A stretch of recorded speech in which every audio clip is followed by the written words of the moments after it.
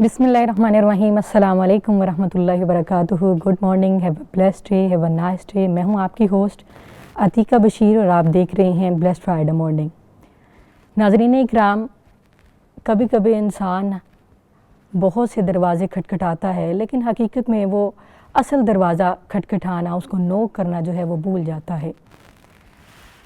दुआएं भी खाता है और डॉक्टर्स के पास भी जाता है, डॉक्टर्स को तब्दील भी करता रहता है, नए से नए डॉक्टर का मुतलाशी भी रहता है कि मेरा इलाज हो सके। लेकिन अक्सर औक़ात ऐसे होता है कि अपने रब से दिल खोल कर मांगने में देर कर देता है। मुझे एक लड़की याद है जो 25 साल से एक बीमारी में मुब्तला थी, अपना इलाज भी करा रही थी, मेडिसिन्स भी खा रही थी, लेकिन कभी उसने दुआ की तरफ तवज्जो ही नहीं दी।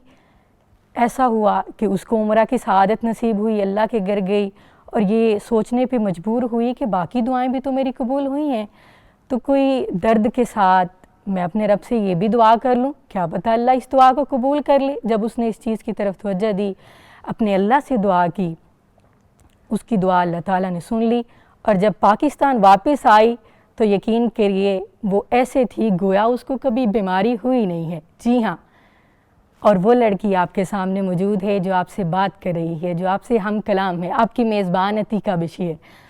मुझे तब समझ आई कि दुआ जो है ये सिर्फ अल्फाज नहीं होते हैं, बल्कि ये बंदे और अल्लाह के दरमियान एक मज़बूत कनेक्शन है, एक राब्ता है, एक रिश्ता है जो इंसान की उम्मीद को ज़िंदा रखता है, जो दिलों को थाम लेता है, दिलों को मजबूत करता है। और इसके अलावा कभी कभी इंसान जो दरवाज़े समझ रहा होता है कि वो बंद हैं, अल्लाह ताला उसको खोल देता है। जो डॉक्टर्स कह देते हैं कि ये दरवाज़े बंद हैं, उसको अल्लाह ताला जो है वो खोल देता है। अल्लाह ने कुरान में भी फरमाया है, उदऊनी अस्तजिब लकुम, मुझे पुकारो, मैं तुम्हारी पुकार का जवाब दूंगा, मैं तुम्हारी दुआओं को कबूल करूंगा। और जो दुआ नहीं करते हैं, जो अपने अल्लाह से मांगते नहीं हैं, उनके बारे में उनको कहा गया है वो मुतकब्बिर हैं। इन्नल्लज़ीना यस्तकबिरून अन इबादती सयदखुलून जहन्नम दाहिरीन, जो अपने अल्लाह से मांगते नहीं हैं, ऐसे लोग मुतकब्बिर हैं। अल्लाह फरमाते हैं कि ऐसे लोगों को अल्लाह ज़लीलो ख्वार करके जहन्नुम की आग में डाल देगा। अल्लाहुम्मा ला तजअलना मिनहुम, अल्लाह ताला हमें ऐसों में से ना करे, बल्कि अल्लाह ताला हमें ऐसा बना दे कि हम सिर्फ उसी से मांगे। दुनिया वालों से अगर मांगा जाए, इंसान भिखारी बन जाता है, इंसान फ़कीर कहलाता है, लोगों की नज़रों में गिर जाता है।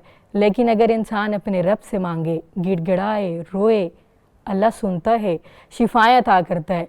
लेकिन बात यह है कि शिफा सिर्फ इंसान की, अगर जिस्म में बीमारियां हैं तो जिस्मानी ही शिफा नसीब होती है या और भी शिफा की ज़रूरत होती है।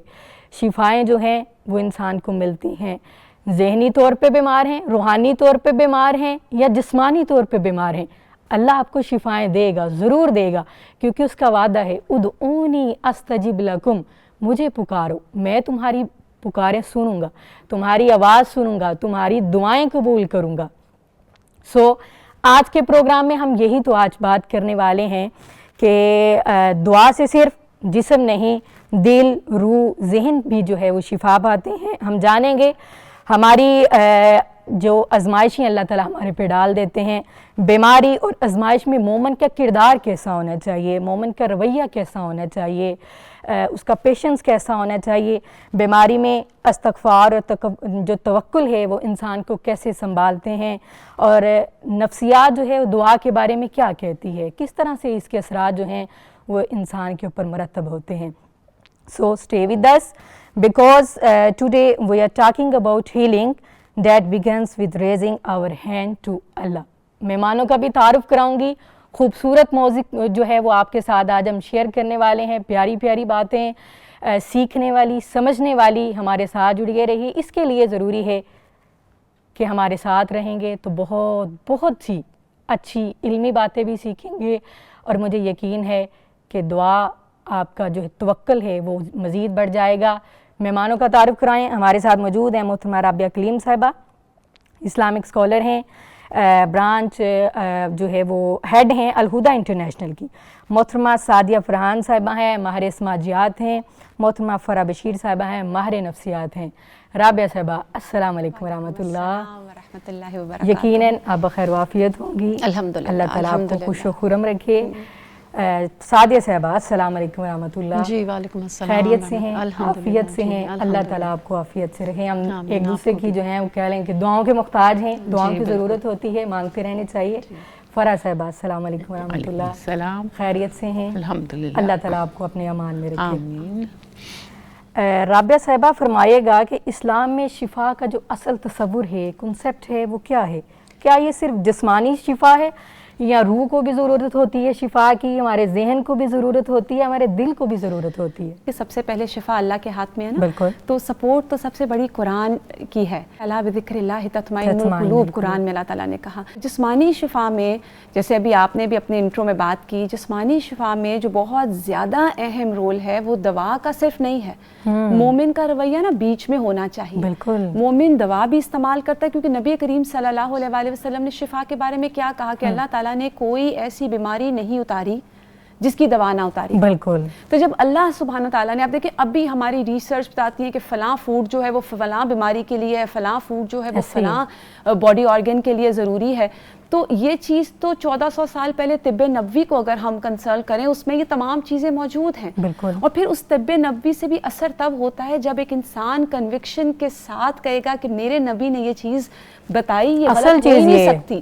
مجھے ایک مرتبہ ایک ڈاکٹر کے ساتھ میری میٹنگ تھی اور وہ مجھے کہتی تھی کہ میں اپنے ٹیچر سے پوچھتی تھی کہ میں علاج حکمت کی طب نبوی سے کرتی ہوں, مگر کچھ کو فوراً اسی علاج سے اسی بیماری میں آرام آتا ہے اور کچھ لوگوں کو آرام نہیں آتا, کیونکہ جو اس بات پہ کنونس ہوتا ہے کہ یہ نبی کریم صلی اللہ علیہ وسلم کی سنت ہے اس کو تو واقعی آرام آتا ہے. اور وہ کہتی میرے ایکسپیرینس میں ہے کہ جو اس پہ نہیں ہوتا, جس کو شک ہوتا ہے, یہ تو ایمان کی علامت بھی آ گئی نا, توکل بھی آ گیا. پھر اللہ تعالیٰ نے ہر بیماری کی, جیسے ہم نے بات کی کہ شفا تو اتاری ہے نا اللہ نے, اور اس میں مومن دونوں چیزوں کو لیتا ہے.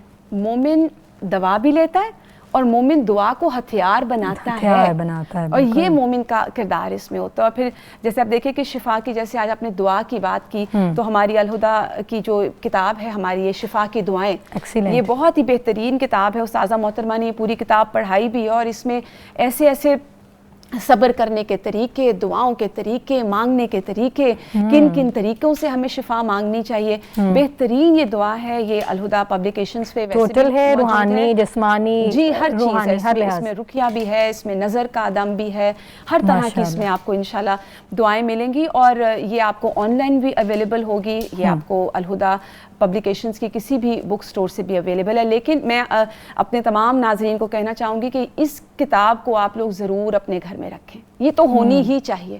جس جگہ آپ نماز پڑھتے ہیں وہاں رکھ لیں. بعض اوقات آپ دیکھیں, جیسے میں نے روحانی شفا کی بات کی نا, ہمیں پتہ نہیں چل رہا ہوتا, اور خواتین خاص طور پہ کیونکہ سٹریس ہوتا ہے نا پورے گھر کا, بچوں کا, تو بعض اوقات ہم بہت لو فیل کر رہے ہوتے ہیں, حالانکہ کوئی بیماری نہیں ہوتی, مگر بعض اوقات ہم لو فیل کر رہے ہوتے ہیں, ہمارا دل نہیں کر رہا, ہم چڑچڑے ہو رہے ہیں, تو ہمیں یہ سمجھ نہیں آ رہا ہوتا کہ پرابلم کہاں ہے.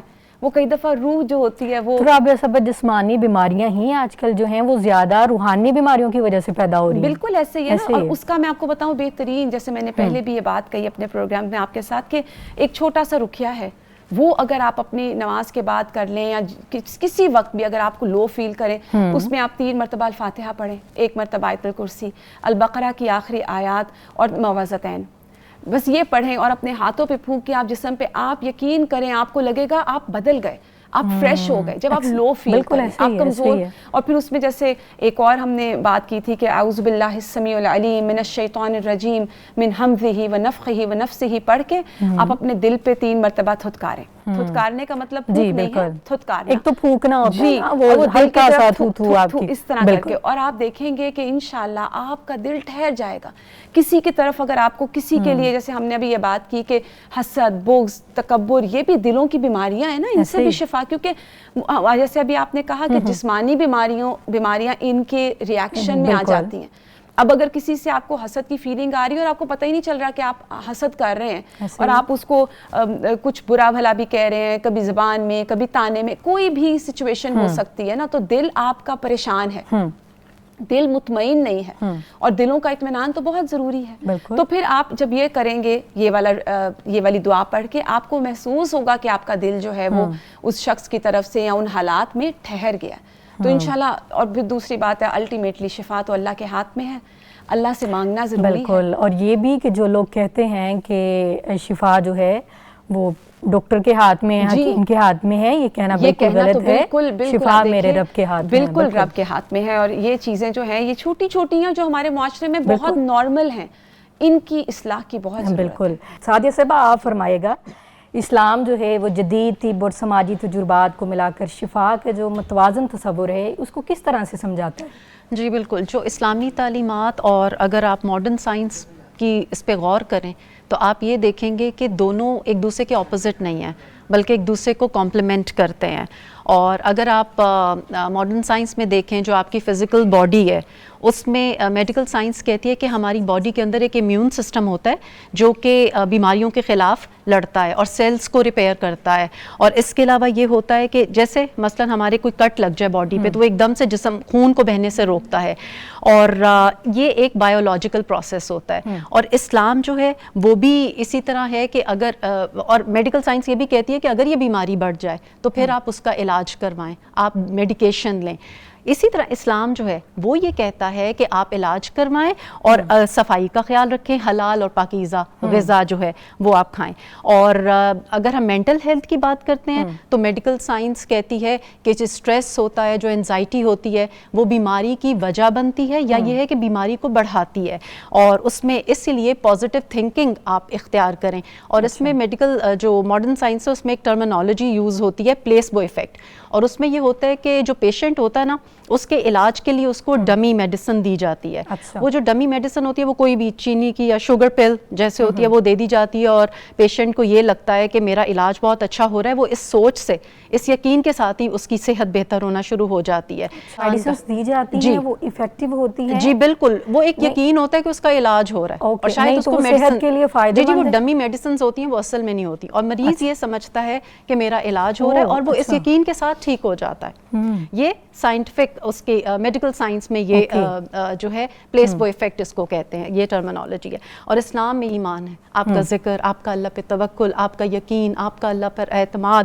آپ یہ دیکھیں کہ صبر دل کو مضبوط کرتا ہے, توکل جو ہے وہ دل کے اضطراب کو ختم کرتا ہے, اور اللہ کا جو ذکر ہے وہ آپ کے دل کو سکون دیتا ہے. الا بذکر اللہ تطمئن القلوب. جی. اور پھر اس کے بعد اگر ہم سوشل ایکسپیرینس کو دیکھیں تو اس کا ایک یہ کووڈ-19 کے بعد یہ بہت زیادہ دیکھا گیا کہ جن پیشنٹس کو کمیونٹی وہ ملی ہے, کیئر ملی ہے, ان کو فیملی سپورٹ ملی ہے, ان کے اندر جو ریکوری کا ایک تھا وہ زیادہ نظر آیا ایز کمپیئر ٹو دوز کہ جن کی فیملی سپورٹ ان کو نہیں ملا. اور آئسولیشن تو وہاں پہ بہت زیادہ ہے, آپ دیکھیں کتنی ڈیتھس وہاں پہ ہو جاتی ہیں. تو اس لیے وہاں پہ ریہیبلیٹیشن سینٹرز اور اس طرح بہت سے اس طرح کے فیملی سپورٹ بہت زیادہ وہاں پہ اس کی تعلیم دی جا رہی ہے کہ پیشنٹس جو ہیں ان کو اکیلا نہ چھوڑا جائے. اور اسلام میں آپ دیکھیں گے یہ کانسیپٹ آج سے 1400 سال پہلے دے دیا گیا عیادت کا, اور اس کا کتنا ثواب ہے کہ جب آپ کسی کی عیادت کرتے ہیں تو 70,000 فرشتے آپ کے لیے دعا کرتے ہیں, اگر صبح جائیں تو شام تک کرتے جاتے ہیں. یہ کنسیپٹ ہمارے میں ختم ہو چکا ہے نا عیادت کا.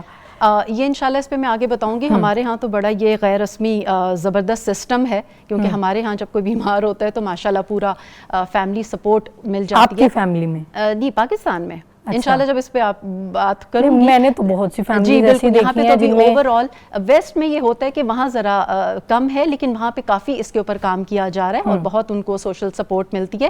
تو اسلام بیسکلی ہمارا دین بہت بیلنسڈ ہے. تو نبی اکرم صلی اللہ علیہ وآلہ وسلم کی زندگی دیکھیں تو اس میں ہمیں دوا بھی ملتی ہے, اس میں ہمیں علاج بھی ملتا ہے, اس میں ہمیں احتیاطی تدابیر بھی ملتی ہیں, اور اس میں ہمیں عیادت کا کانسیپٹ بھی ملتا ہے.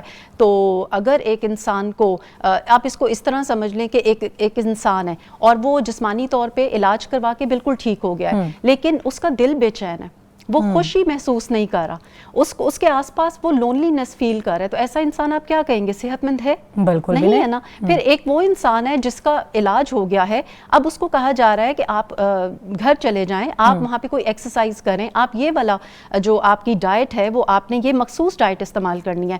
اب وہ انسان علاج کروا کے صحت یاب ہو کے گھر آتا ہے, اور نہ اس کو وہ ڈائٹ ملتی ہے, نہ ہی اس کو وہ اس طرح کی کوئی ایکسرسائز کروائی جاتی ہے, اس کو مالی سپورٹ نہیں ملتی, تو آپ کا کیا خیال ہے کہ وہ شخص صحت مند رہ سکے گا؟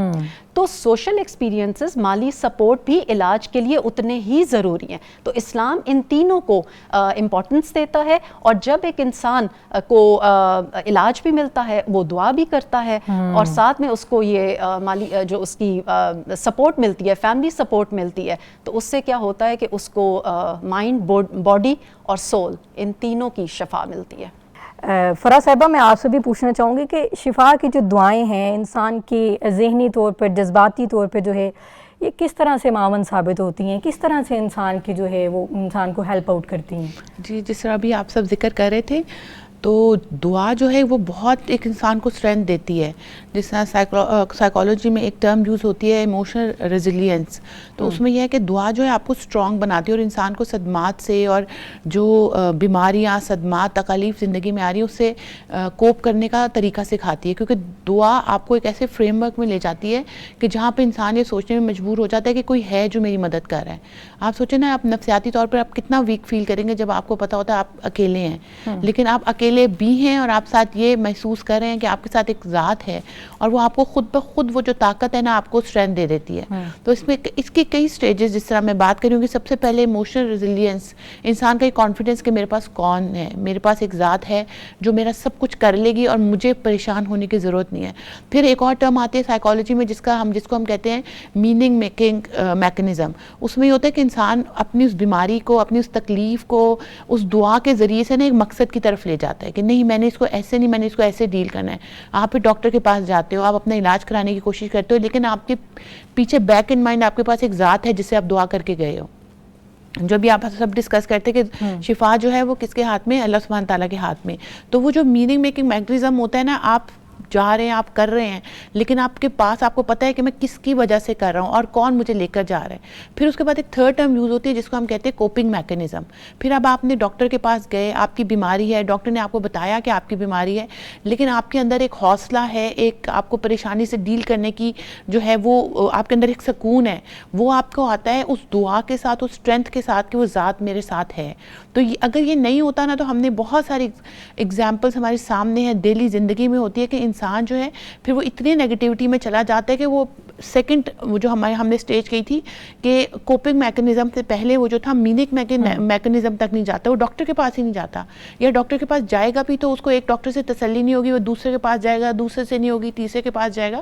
تو یہ دعا جو ہے بہت ضروری ہے, اور ان تینوں پروسیس میں ضروری ہے. انٹل انلیس آپ کوپنگ میکنزم میں جاتے ہو اور آپ کہتے ہو کہ اب یہ میرا ڈاکٹر ہے, اوپر اللہ کی ذات ہے, اور میں نے اپنے آپ کو ٹھیک کرنا ہے, اور آپ پھر اس پورے حالات میں ہم نے دیکھا ہے کہ کوئی بہت بڑی بیماری میں مبتلا ہوتا ہے اور اسے بہترین طریقے سے کوپ کر رہا ہوتا ہے, کیونکہ اس کو اس بات کی تسلی ہوتی ہے کہ جس ذات نے ٹھیک کرنا ہے وہ مجھے کر رہا ہے. اور ہم نے وہ پیشنٹس دیکھے ہیں جو اپنے آپ کو میزریبل کر لیتے ہیں, جو اپنے آپ کو بیماری سے ان کو ڈیل کرنا ہی نہیں آتا, اور ان کی سب سے بڑی بات کیا ہوتی ہے کہ ان کو اللہ سبحانہ تعالیٰ سے, وہ اللہ کی ذات سے امید ہی نہیں ہوتی, ان کے پاس دعاؤں کا خزانہ نہیں ہوتا. ایگزیکٹلی, دعاؤں کا خزانہ نہیں ہوتا. آپ سوچیں, آپ جیسے شروع میں آپ بات کرتے کہ اللہ پہ آپ توکل کر لیں اور آپ ڈاکٹر کے پاس جائیں, تو یہ تو پورا جو ہماری نفسیات ہے وہ اسی پہ ڈپینڈ کرتی ہے. جتنا آپ اسٹرانگلی اپنی بیماری کو کوپ کریں گے, اور یہ میں بالکل نہیں کہہ رہی کہ اس سے بیماری 100% ٹھیک ہو جائے گی, لیکن آپ برے سے برے حالات میں بھی آپ اپنے آپ کو بہترین جو ہے نا, اکثر لوگ بیماری میں بھی بہت مطمئن ہوتے ہیں, بڑے اطمینان میں ہوتے ہیں. میں نے آپ کو بتایا نا جو میننگ میکنگ میکنزم ہے وہ یہی ہے. ایک ایسا پیشنٹ آئے گا جو کہے گا کہ مجھے یہ بیماری ہے, شاید اس کو بالکل 4 سٹیج پہنچ چکا ہے, شاید اس کو برے حالات ہیں, لیکن اس کو پتہ ہے میں زندگی میں یہ کر رہا ہوں اور میں نے کرنا ہے, اور اللہ سبحانہ تعالیٰ مجھ سے کروا رہا ہے. اور ہم نے ایسے پیشنٹس دیکھے ہیں جو اپنے آپ کو چلا رہے ہوتے ہیں اور صرف اس بیسس پہ کہ اللہ سبحانہ تعالیٰ جتنی زندگی دی ہے اللہ تعالیٰ نے کرنا ہے، اور ہمت شاید ان کی 100% نہیں ہوتی، ہمت 50% ہوتی ہے، لیکن دعا اور امید ان کو 100% پہ لے کے جا رہی ہوتی ہے. اور آپ کو پتہ ہے کہ اس سے اسٹریس کنٹرول بھی ہوتا ہے، پھر اس سے آپ کو ان حالات میں جتنا آپ کو پریشانی ہے، معاملات خراب ہیں، آپ کا اسٹریس کنٹرول ٹھیک ہوگا، آپ کو پتہ ہوگا کہ میں نے کیا کن حالات میں کیا کرنا ہے. کوئی مجھے طبیعت خراب ہو گئی، کوئی سانس کا مسئلہ ہو گیا، تو ہمیں پھر پتہ چلتا ہے کہ ہم نے زندگی میں اس کو کس طرح لے کے جانا. یہ نفسیات میں بہت دعا ایک بہت بڑا انٹیگرل پارٹ ہے جو پلے کری ہوتی ہے پوری بیماری کے دوران. بہترین، یہیں سے کنٹینیو کرتے ہیں. ناظرین، دعا سہارا ہے آپ کے دل کا، آپ کے دلوں کو تھامنے کے لیے، آپ کو شفا ملنے کے لیے. بہترین جو طریقہ ہے وہ یہی ہے کہ ہاتھ اٹھائیے اور دعا کے ذریعے شفا پائیے. ملتے ہیں ایک بریک کے بعد.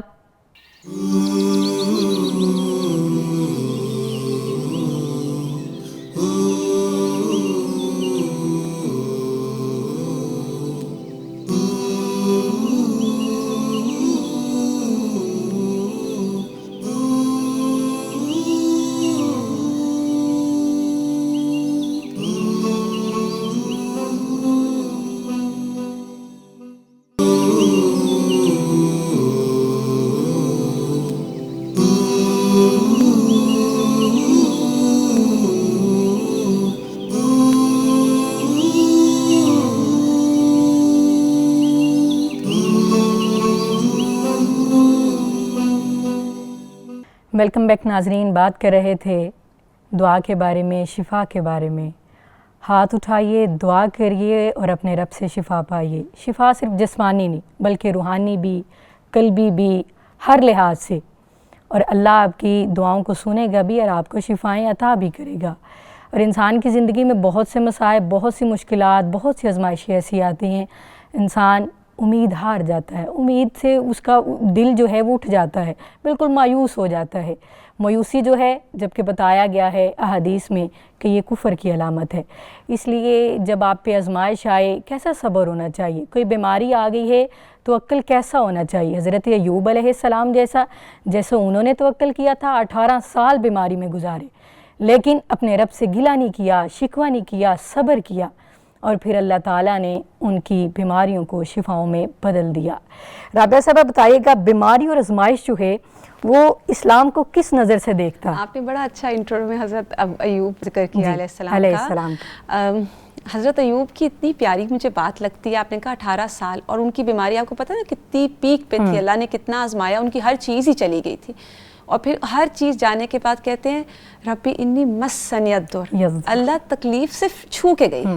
اور پھر کہتے ہیں کہ شیطان نے مجھے چھو لیا. اللہ تیری طرف سے کچھ نہیں ہوا، شیطان نے بنصب و عذاب، جیسے دعا آتی ہے قرآن میں. تو یاد رکھیے رابعہ صاحبہ، یہاں پہ دو چیزیں ہیں نا، جی، بیماری ہے اور ایک آزمائش ہے. جی بیماری اور آزمائش کو اسلام کس نظر سے جی دیکھتا ہے؟ میں آپ کو وہی بتانے لگی ہوں کہ سب سے پہلے ہم آزمائش کو دیکھتے ہیں. دیکھیں، آزمائش کا کانسیپٹ ہمیں لگتا ہے، اللہ تعالیٰ معاف کرے، کہ جیسے کسی پر آزمائش یا بیماری آئی تو وہ گنہگار ہے تو اللہ نے اس کو پکڑ لیا یا سزا ہے نا. لیکن قرآن میں اگر آپ سورہ البقرہ کی ایک آیت ہے وَلَنَبْلُوَنَّكُمْ، ہم تمہیں ضرور ڈیفینیٹلی آزمائش آئے گی، ڈیفینیٹلی آئے گی، وہ تاکید کے ساتھ ہے، یہ ضرور ہوگا. اور پھر مصائب خمسہ ہیں، من الخوف والجوع ونقص من الاموال والانفس والثمرات وبشر الصابرین، کہ خوف بھی آئے گا. اب جیسے خوف کیا ہو سکتا ہے، جیسے معاشرے میں اگر آپ کو امن نہیں ہے، آپ کا معاشرہ ذرا ریسٹلیس ہے تو وہاں کا خوف. پھر اس کے بعد آپ دیکھیے بھوک، مال کی کمی، جان کی کمی، یہ تمام چیزیں تو دنیا میں ہوں گی ہی ہوں گی. اسلام آزمائش کو قطعاً اللہ کی ناراضگی کے ساتھ ریلیٹ نہیں کرتا. اگر آپ آزمائش کو اس طرح سے کانسیپٹ سمجھے نا اس کا، جیسا کہ آزمائش کا ہے، تو وہ درجات کی بلندی ہے. تو اللہ کے نیک بندوں کے لیے دیکھیے نا، حدیث ہمیں یہی تو بتاتی ہے کہ سب سے زیادہ انبیاء علیہ السلام آزمائے جاتے ہیں. نیک بندوں کی بات آپ نے کی تو نبی کریم صلی اللہ علیہ وسلم تو انبیاء پہ کہہ دیا کہ سب سے زیادہ انبیاء آزمائے جاتے ہیں. اور پھر انبیاء کے بعد ان کے بعد نیک لوگ. اگر ہم تاریخ دیکھیں تو بھری پڑی ہے. حضرت یعقوب نے کیا کہا تھا، انما اشکو بثی وحزنی الی اللہ. اب وہ ایک نبی ہیں، نبی نبی کے بیٹے چلے گئے, آنکھیں ان کی کمزور ہو گئیں, کتنا ہم جانتے ہیں ان کی جو کوئی تھوڑا عرصہ نہیں 40 سال تک. اچھا اس کے بعد آپ دیکھیں نبی کریم صلی اللہ علیہ وسلم, امنا عائشہ رضی اللہ تعالیٰ عنہ نے کیا کہا تھا کہ آپ صلی اللہ علیہ وسلم کے بعد نہ کسی کی موت کی تکلیف کو, موت کی سختیوں کو برا نہیں سمجھتی, کہ نبی کریم صلی اللہ علیہ وسلم پر موت کی سختیاں تھیں. اچھا یہ تو ہو گئے انبیاء, اب ہم ذرا عام لوگوں کی طرف آتے ہیں. صحابہ کرام, ابو عبیدہ بن جراح کیسے وفات ہوئی تھی ان کی, شہید کا رتبہ کون سا تھا, طاعون کی بیماری میں. تو ہم یہ کہیں گے کہ نعوذ باللہ کوئی وہ یہ لوگ, یہ کون لوگ تھے؟ تو آزمائش اللہ اپنے پیارے بندوں پہ ڈالتا ہے. امام ابن تیمیہ سے جب پوچھا گیا تو انہوں نے کہا کہ آزمائش کا آنا مومن کے لیے درجات کی بلندی ہے, بالکل, غافل کے لیے تنبیہ ہے, اور سرکش کے لیے عذاب ہے. آپ کو دیکھنا یہ ہے, جو چیز میں ناظرین کو بھی یہ کہوں گی, اور میں بھی ہمیشہ, جب میری استاد نے مجھے اس میں گائیڈ کیا, کیونکہ یہ کویسچن ہر ایک کو آتا ہے کہ آزمائش اور عذاب کا کیا فرق ہے. اگر کوئی ایسا برا معاملہ یا ایسا تکلیف دہ معاملہ جو آپ کو تکلیف دے گیا ہے, اس کے بعد آپ اللہ سے جڑ گئے ہیں نا, آپ کی ذکر زیادہ ہو گئے ہیں, آپ کی نمازوں میں خشوع آ گیا ہے, آپ اللہ سے ڈرنے لگ گئے ہیں, آپ ہمبل ہو گئے ہیں, آپ کا دل نرم ہو گیا, آزمائش رحمت ہے, تو آزمائش وہ رحمت بن گئی, وہ آزمائش ہے. لیکن اگر کوئی ایسی تکلیف جس میں آپ اللہ سے بدگمان ہو گئے ہیں کہ میرے ساتھ آ گئی, میرے ساتھ کیوں ہوا, تو یہ چیز جو ہے یہ انسان کے لیے عذاب کی شکل ہے. اور یاد رکھیے, لا یکلف اللہ نفسا الا وسعہا, اللہ اپنے بندوں سے بہت محبت کرتا ہے. اللہ اپنے بندوں کو جیسے وہ آتا ہے نا حدیث میں کہ مومن بندے کو اللہ تعالیٰ تکلیف دینا پسند نہیں کرتا, لیکن اللہ تعالیٰ دیتا ہے تکلیف. اور وہ اتنی پیاری ہمیں ہسٹری میں وہ مثال ملتی ہے نا سعد بن معاذ کی, کہ نبی کریم صلی اللہ علیہ وسلم نے کیا کہا تھا کہ ان کی وفات پہ اللہ کا عرش جھوم گیا ہے نا, اور پھر قبر کے پاس آپ نے کھڑے ہو کے کہا کہ قبر ہر ایک کو بھینچتی ہے. بالکل. اچھا مجھے یہاں پہ یاد آ گیا, یہ صحابی جب ان کی وفات ہوئی تھی تو حدیث میں یہی آتا ہے, غالباً میں صحیح ہوں گی, اگر میں نہیں ہوں تو ٹیم میری کریکشن کر دے, کہ جب ان کی وفات ہوئی تھی تو نبی پاک صلی اللہ علیہ وسلم نے فرمایا کہ آسمان سے فرشتے آئے ہیں. بالکل. تو آپ دیکھیے, لیکن وہاں پر بھی کہا گیا کہ قبر بھینچتی ہے, ایک دفعہ تو ضرور بھینچتی ہے. تو یہ اللہ کا بڑا لطف ہے اپنے بندوں پر. اصل میں مسئلہ یہ ہے کہ ہمیں نا ایک چیز پہ بڑا کلیئر ہونا ہے, اللہ العلیم ہے, اس کی حکمتیں, اس کا علم, اس کی وسعت ایک چھوٹے انسانی دماغ میں نہیں سما سکتی. جب آپ اس چیز کو مان لیں گے نا اور سمجھ لیں گے, اب دیکھیں اگر ہم اس چیز کو سمجھے تو نبی کریم صلی اللہ علیہ وسلم نے عیادت پہ جاتے وقت کیا کہا ہے, لا باس طہور انشاء غم نہ کرو تمہیں پاک کر دے گی. اور اسی طرح ہم ایک اپوزٹ چیز دیکھتے ہیں, آپ کو شاید یاد ہوگا کہ وہ ایک حدیث میں ایک آتا ہے نا, ایک بوڑھا شخص تھا, وہ بیمار تھا, اور آپ نے اس کو کہا کہ نہ تم غم کرو, تمہیں یہ بیماری صاف کرے گی. تو اس نے کہا نہیں, یہ بیماری تو بوڑھے کی جان لے کے جائے گی. تو آپ نے کہا, آپ صلی اللہ علیہ وسلم نے فرمایا پھر ایسا ہی ہوگا, اور ایسا ہی ہوا, وہ اسی بیماری میں مر گیا. سوچنے کی بات ہے کہ اللہ تعالیٰ سے گمان, کئی لوگ بیماری کو کہہ دیتے ہیں نا یہ کیا مصیبت ہے, مصیبت ہے. اور پھر آپ دیکھیں کہ اکثر کبھی کچھ لوگ ایسے ہوتے ہیں, ابھی ریسنٹلی ہمیں ایک اتفاق ہوا, ایک خاتون وہ اتنا تکلیف میں, ان کی کوئی 2 مہینہ مسلسل, ان کی ہماری بہت پیاری ایک ملنے والی, ان کی اتنی بیماری لمبی ہو گئی کہ لوگوں کو مطلب ایسے فیل آنے لگ گئی جس سے پتہ نہیں کیا بات ہے. تو میں ہمیشہ ان سے یہی بات کرتی تھی, ان کی بیٹی سے بھی, کہ یہ اللہ کا بڑا لطف ہے اپنے بندے پر. ہم اگر یہ پازیٹیو دیکھیں, اللہ تعالیٰ اپنے بندے کے ساتھ اس کے گمان کے مطابق ہے. بالکل. آپ اگر یہ سوچیں کہ اللہ ان کو صاف کر رہا ہے, اللہ, کیونکہ ایک کانٹا بھی چبھے مومن کو, حضرت عائشہ نے فرمایا, جی حدیث کیا کہتی ہے کہ کوئی غم آتا ہے, کوئی تکلیف آتی ہے, کانٹا بھی چبھتا ہے, اس کی کیا ہو جاتا ہے, اس کی صفائی ہو جاتی ہے. اللہ تعالیٰ کا لطف ہے یہ اپنے بندے پر. اور اگر ہم بیماری کو برا بھلا کہتے ہیں تو پھر یہ انسان کی اپنی کم علمی ہے. آزمائش بری نہیں ہے, بس اپنے آپ کو آزمائش میں چیک کریں کہ آپ کس طرف جا رہے ہیں, کیونکہ آزمائش تو ہونی ہے, وہ تو ہوگی. اور اگر اس آزمائش میں آپ کو رب کا قرب مل رہا ہے نا, تو کوئی اس سے بڑی چیز نہیں ہے. صحیح بات. کیونکہ بعض اوقات آزمائش وہی رہتی ہے. آپ اگر کھڑے ہو جاتے ہیں نا اللہ کے ساتھ, دعاؤں کے ساتھ, مدد کے ساتھ, تو اللہ آپ کے دل کو باندھ دیتا ہے, وہ بڑی لگتی ہی نہیں ہے. اور اب جی اللہ سے دعا بھی کرنی چاہیے اگر آزمائشیں آئیں تو اللہ ان پہ بالکل اترنے کی جو ہے. لیکن یہ بات بالفرض میں رکھنی ہے کہ جیسے ہم نے شفا کا ٹاپک ہے تو یہ غالب رہے کہ لا بأس طہور, غم نہیں ہونا چاہیے اس پہ, اللہ پاک ہی کرے گا, اللہ سے اچھا گمان شفا دے گا. جی. میں یہی پوچھنے والی تھی کہ آپ کا بھی کوئی ایکسپیرینس ہے اس بارے میں؟ جی، یہ جو ہے نا بیماری میں پھر آپ اللہ سے جڑ جاتے ہیں تو اس موقع پہ جب آپ دعا کرتے ہیں نا تو وہ دعا ہمیشہ اللہ تعالیٰ سنتے ہیں اور کبھی آپ کی دعا جو ہے وہ ریجیکٹ نہیں ہوتی اگر آپ واقعی سنسیریٹی کے ساتھ اللہ سے مانگ رہے ہیں.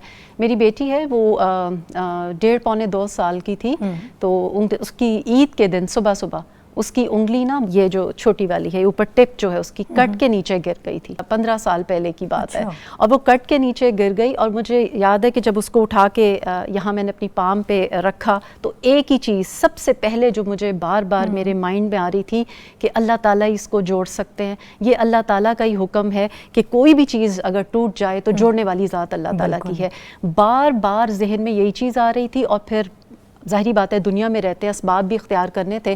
ڈاکٹر کے پاس گئے اور اس کی ڈاکٹر نے بھی کہہ دیا کہ 50-50 چانسز ہیں. تو میرے ہسبینڈ نے کہا کہ اگر 0% چانس بھی ہوتا تو ہم ضرور اویل کرتے اور اس کی مائکرو ویسکولر سرجری ہوئی اور جب اس کے بعد پھر ڈاکٹر نے کہا کہ اب آپ اس کو گھر لے کے جا سکتے ہیں لیکن اگر 8 دن کے بعد آپ آئیے گا اور ہم اس کی یہ بینڈیج کھولیں گے. اگر یہ بلو نکل آئی تو اس کا مطلب ہے کہ آپریشن کامیاب نہیں ہوا. اور مجھے یہ پتا ہے کہ بار بار اللہ تعالیٰ سے ایک ہی میرا ہوتا تھا دعا ہوتی تھی, کوئی وظیفہ نہیں کوئی کچھ نہیں, بس یہ کہ اللہ تعالیٰ یہ آپ ہی کے کام ہے, اللہ تعالیٰ کوئی جوڑ نہیں سکتا, میری بیٹی کی انگلی آپ واپس جوڑ دیں. 8 دن کے بعد جو درد سے دعا نکلنا اور اللہ سے بات کرنا, 8 دن کے بعد اس کو جب ڈاکٹر کے پاس لے کے آئے ہیں انہوں نے اس کی بینڈیج کھولی تو وہ بلو تھی اور آپریشن کامیاب نہیں ہوا. تو ڈاکٹر نے کہہ دیا کہ اب آپ اس کی روز بینڈ اس کی پٹی خود کرتے رہیں اور اس کو یہ گر جائے گی. تو مجھے یاد ہے کہ میں جب یہ کیا کرتی تھی اس کی تو میں کہتی تھی اللہ تعالیٰ ڈاکٹر غلط ہو سکتے ہیں, دوا غلط ہو سکتی ہے, دنیا غلط ہو سکتی ہے, لیکن آپ غلط نہیں ہو سکتے. یہ فیصلہ آپ کا ہے, یہ آپ کا فیصلہ ہے کہ کس چیز کو رہنا ہے کس کو نہیں رہنا, اور جہاں کچھ بھی نہیں ہے وہاں پہ بھی آپ ہیں. تو آپ میری بیٹی کی انگلی جوڑ دیجیے. ہر روز میرا یہی ہوتا تھا اور 10 دن کے بعد دوبارہ جانا تھا ڈاکٹر کے پاس تو انگلی تو نہ گری لیکن 6-7 دن کے بعد اس کے اندر مجھے کچھ سپاٹ سے نظر آنا شروع ہوئے, ڈاٹس نظر آ رہے تھے. تو خیر جانا ہی تھا ڈاکٹر کے پاس. تو جب روز وہ ایسے سپریڈ ہوتے جا رہے تھے, بڑھتے جا رہے تھے, جب اس کو جا کے دکھایا تو ہی واز اسپیچلیس.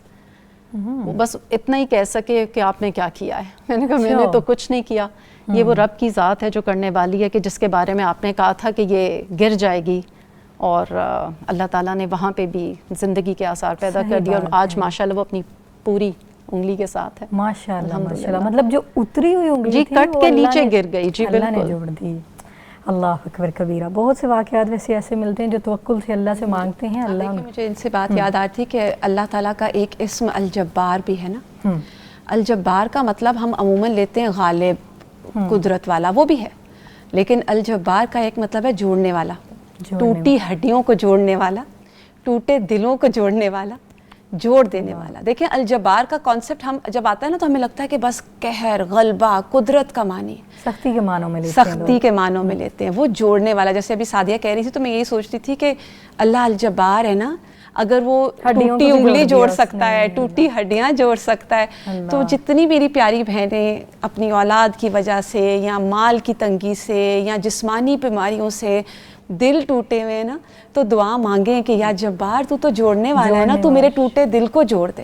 تو یہ اللہ کے اسم کے ساتھ مانگیں, الجبار کے ساتھ. بہت پیارا اسم ہے یہ اللہ کا. اور اصل بات یہ ہے کہ دل کی سنسیریٹی کے ساتھ ہو. آپ کو کوئی یہ نہیں ہے کہ میں فلاں وظیفہ کروں یا میں یوں کرنا شروع کر دوں. دیکھیں جو اس طرح جب آپ پڑھتے ہیں نا جو غیر مسنون طریقے ہیں, اس پہ آپ دل سے نہیں مانگتے ہیں, اس میں بس ایک وہ مکینیکل وے میں آپ ایک چیز پڑھتے چلے جا رہے ہیں. آپ اس وقت اپنے دل سے جو آوازیں نکل رہی ہیں اللہ تعالیٰ کے بارے میں, اس کے ساتھ جو آپ کا دل جوڑا ہے اس کے ساتھ مانگیں. اور اس کے لیے کوئی خاص کلمات آپ کو نہیں چاہیے, آپ کو کوئی, آپ اپنی زبان میں بھی مانگ سکتے ہیں.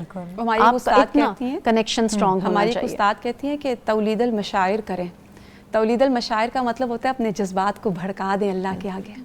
لیکن جذبات کا بھڑکنا کیا ہے کہ آپ جب بہت زیادہ غم میں ہیں, آپ خوشی میں ہیں, تو ہماری جو ایکسائٹمنٹس ہوتی ہیں یا ہمارے غم ہوتے ہیں وہ ہمارے جذبات ہیں نا, تو اللہ کے آگے جذبات کو بھڑکائیں. دیکھیں نبی کریم صلی اللہ علیہ وسلم نے صحابہ کو کوئی لمبے لمبے کورسز نہیں کروائے تھے, اور وہ کہتے تھے مجھے جنت کی خوشبو آ رہی ہے, کھجور کھانے کا بھی انتظار نہیں میں کر سکتا.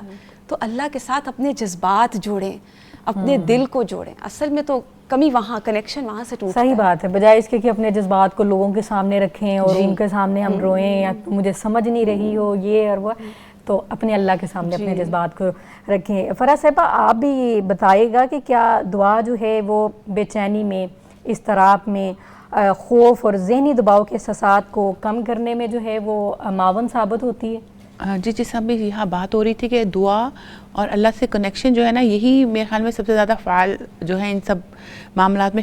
اور یہ دیکھیں خوف میں رہنا, انگزائٹی ہونا, یہ کوئی ایسی بات نہیں ہے کہ جو انسان کوئی انسان بھی فیس نہیں کرتا. یہ ہر انسان کے اندر اپنے لیولز ہوتے ہیں, اور کوئی بھی پریشانی آئے گی, مصیبت آئے گی, بیماری آئے گی, آپ کے انگزائٹی ڈس آرڈرز بھی نکل آتے ہیں, آپ کو پینک بھی ہو جاتا ہے. تو دعا جو ہے وہ آپ کو سب سے بڑا سپورٹ سسٹم ہوتا ہے. اور اس میں جیسا ڈفرینٹ لیولز ہیں کہ سائیکالوجی میں جیسا ایک ٹرم یوز ہوتی ہے کہ کوگنیٹیو ڈس آرڈر کو اگر آپ نے بحال کرنا ہے تو آپ کو سب سے پہلے دعا وہ چیز ہے جو آپ کے پینک کو کم کرے گی. پھر ایک ہمیں بہت بڑی اگزامپل قرآن سے بھی ملتی ہے, اور جس طرح ہم اس کو سائیکالوجی کے ٹرم میں یوز کرتے ہیں کہ ایموشنل کیتھارسس, جو کہ حضرت یعقوب علیہ السلام نے کیا تھا کہ انما اشکو بثی و حزنی الی اللہ. تو ہم اس کو سائیکالوجی میں اس کو ایموشنل کیتھارسس کہتے ہیں کہ وہ ہم کس کے ساتھ کر رہے ہوتے ہیں, وہ اللہ کے ساتھ کر رہے ہوتے ہیں. یا سائیکالوجی میں ہمیں پتہ ہے کہ ہم کسی ڈاکٹر کے پاس جاتے ہیں اور اس سے بات کر رہے ہوتے ہیں. تو دعا کتنا بڑا ذریعہ ہے کہ ہم نے کیا ایموشنل کیتھارسس کیا. اور بہت سارے معاملات میں دیکھا جاتا ہے کہ ایک پیشنٹ ہے جو شاید کسی سے بات کرنا پسند نہیں کرتا, وہ کسی سے ڈسکس کرنا پسند نہیں کرتا, لیکن وہ پھر اپنی بات کس کے سامنے رکھتا ہے, اپنی دعا کس کے سامنے رکھتا ہے, اللہ کے سامنے. اور وہ یقین کریں گے اس کو فرق پڑا ہوتا ہے جب وہ کسی ڈاکٹر سے آگے ڈسکس نہیں کرے. اگر ہم ان سے کہتے ہیں کہ آپ جا کے یہ چیز کریں اور آپ اللہ سے جا کے بات کریں, تو وہ آپ سوچیں کہ اس کا لیول جو ہے وہ انگزائٹی ڈس آرڈرز جو ہیں, اس کے پینک کے لیول جو ہیں وہ کم ہوئے ہوتے ہیں. وہ ہم سے بات نہیں کر رہا, وہ کسی اور سے بات نہیں کر رہا, لیکن وہ اپنے اللہ سے, اپنے رب سے بات کر رہے ہیں. تو یہ چیزیں جو ہے بہرحال جو سٹینڈ کرتی ہیں, دعا کی جو ایگزسٹنس ہے, اللہ سے دعا کرنا, وہ آپ کو جو اسٹرینتھ دیتی ہے. اور ایک اور اس کو پھر اگلا لیول جو ہم جس کو کہتے ہیں اس کو کہتے ہیں سائیکولوجیکل لیول. تو اس میں اب سائیکولوجیکل لیول میں کیا ہوتا ہے کہ وہ آپ کے پھر سائیکی سے کھیلنا شروع کر دیتی ہے دعا. وہ آپ کو اور اسٹرانگ بناتی ہے, وہ آپ کو اس کی طرف, اس زندگی کی طرف لے جاتی ہے جو بہتر ہے. ابھی جیسا حضرت سعد بن معاذ کا ذکر ہو رہا تھا, تو مجھے اس میں خیال آ رہا تھا کہ حضرت سعد بن معاذ کی بیماری, تو حضرت سعد کا بھی بیماری کے بارے میں آتا ہے کہ وہ شدید تھی, لیکن آپ سوچیں کہ ان کا لیول, سائیکولوجیکل لیول کتنا اسٹرانگ تھا کہ وہاں جا کے فیصلہ بھی کرا رہے ہیں بنو قریظہ کا جا کے. تو یہ چیزیں جو ہیں یہ بالکل سٹینڈ کرتی ہے. اللہ تعالیٰ سے توکل, دعا, اور وہ آپ کو انسان کو رائے گا نہیں جائے گا. ایگزیکٹلی. تو ہم یہ چیزیں دیکھ رہے ہوتے ہیں, ہم دیکھ رہے ہوتے ہیں کہ مریض کی کیا حالت ہے, ہم دیکھ رہے ہوتے ہیں کہ مریض کا مینٹل اس وقت صحت کیا ہے, ہم دیکھ رہے ہوتے ہیں کہ مریض کے مینٹل ڈس آرڈرز کہاں تک پہنچے ہیں. لیکن ایک دعا وہ خاص جو ہوتی ہے نا کہ اللہ سبحانہ تعالیٰ سے کر لی. اسی طرح ایک واقعہ مجھے یاد ہے کہ ایک خاتون تھی, ان کا برن ہو گیا تھا اور کافی شدید قسم کا. تو ان کا تھا کہ ڈاکٹر کہتے ہیں کہ ان کی پلاسٹک سرجری ہو گئی اور کہیں اور سے لے کے وہ لگانا پڑے گا کہ باڈی کے کسی اور پورشن سے, باڈی کا پارٹ جو ہے. ایگزیکٹلی. لیکن وہ آپ سوچیں گے ان کا یہ جو ایموشنل کیتھارسس, اللہ سے بات, اور وہ بس ہمیشہ ہی وہ کہتی تھی کہ نہیں میرا آپریشن ہوگا نہیں, میرا ویسے ہی ٹھیک ہو جائے گا. آپ سوچیں کہ اور میرا ان سے باقاعدہ وہ رابطہ بھی تھا. تو جب وہ ڈاکٹر کے پاس آئی تو میں نے کہا ڈاکٹر نے آپ کو بتایا کہ آپریشن کا, تو انہوں نے کہا کہ نہیں, انہوں نے کہا کہ اللہ اور انہوں نے مجھے ایک آیت پڑھ دی. انہوں نے کہا فعال لما یرید, کہ اللہ جیسے چاہتے ہیں. انہوں نے کہا میں نے اللہ سے دعا کی تھی کہ میں نے آپریشن نہیں کرانا, وہ بہت بڑا کام ہے, آپ مجھے ویسے ہی اس کو نہ ہیل کر دیں اور مجھے پلاسٹک سرجری کی ضرورت نہ پڑے. اور یقین کریں انہوں نے, میں جب انہیں فون پہ پوچھا کہ ڈاکٹر نے کیا کہا, تو انہوں نے آیت مجھے پڑھ کے سنا دی. تو یہ اتنا آپ کا وہ جو ایموشنل کیتھارسس آپ کو اتنا اسٹرانگ کر دیتا ہے کہ آپ کو ایک تو بیماری سے ڈیل کرنا آ جاتا ہے, اور وہی دوسری والی بات ہے کہ اللہ سبحانہ تعالیٰ کی مدد تو ساتھ ہوتی ہے. لیکن میں اس میں یہ واضح کر دوں کہ ہم جو یہاں پہ ساری بات کریں کہ بیماری کا کم ہونا اللہ کے اذن سے, جس طرح ابھی ساری ڈسکشن ہو رہی ہے کہ مصیبت آنا, اس آزمائش کو ڈیل کرنا, سب اللہ کے اذن سے ہے. دعا آپ کو وہ اسٹرینتھ دیتی ہے. سعد بن معاذ کی جیسے ہم نے بات کی کہ دعا آپ کو وہ اسٹرینتھ دیتی ہے کوپ کرنے کی. اور جیسے میں نے عام زندگی سے بھی سادی اپنا واقعہ بتا رہی تھی, میں نے جس طرح ان خاتون کا واقعہ بتایا, تو دعا بیسیکلی ہم لوگوں کو اسٹرینتھ دے رہی ہوتی ہے, جیسا میں نے پہلے بھی آپ کو کہا تھا, کوپنگ میکنزم سکھا رہی ہوتی ہے زندگی سے.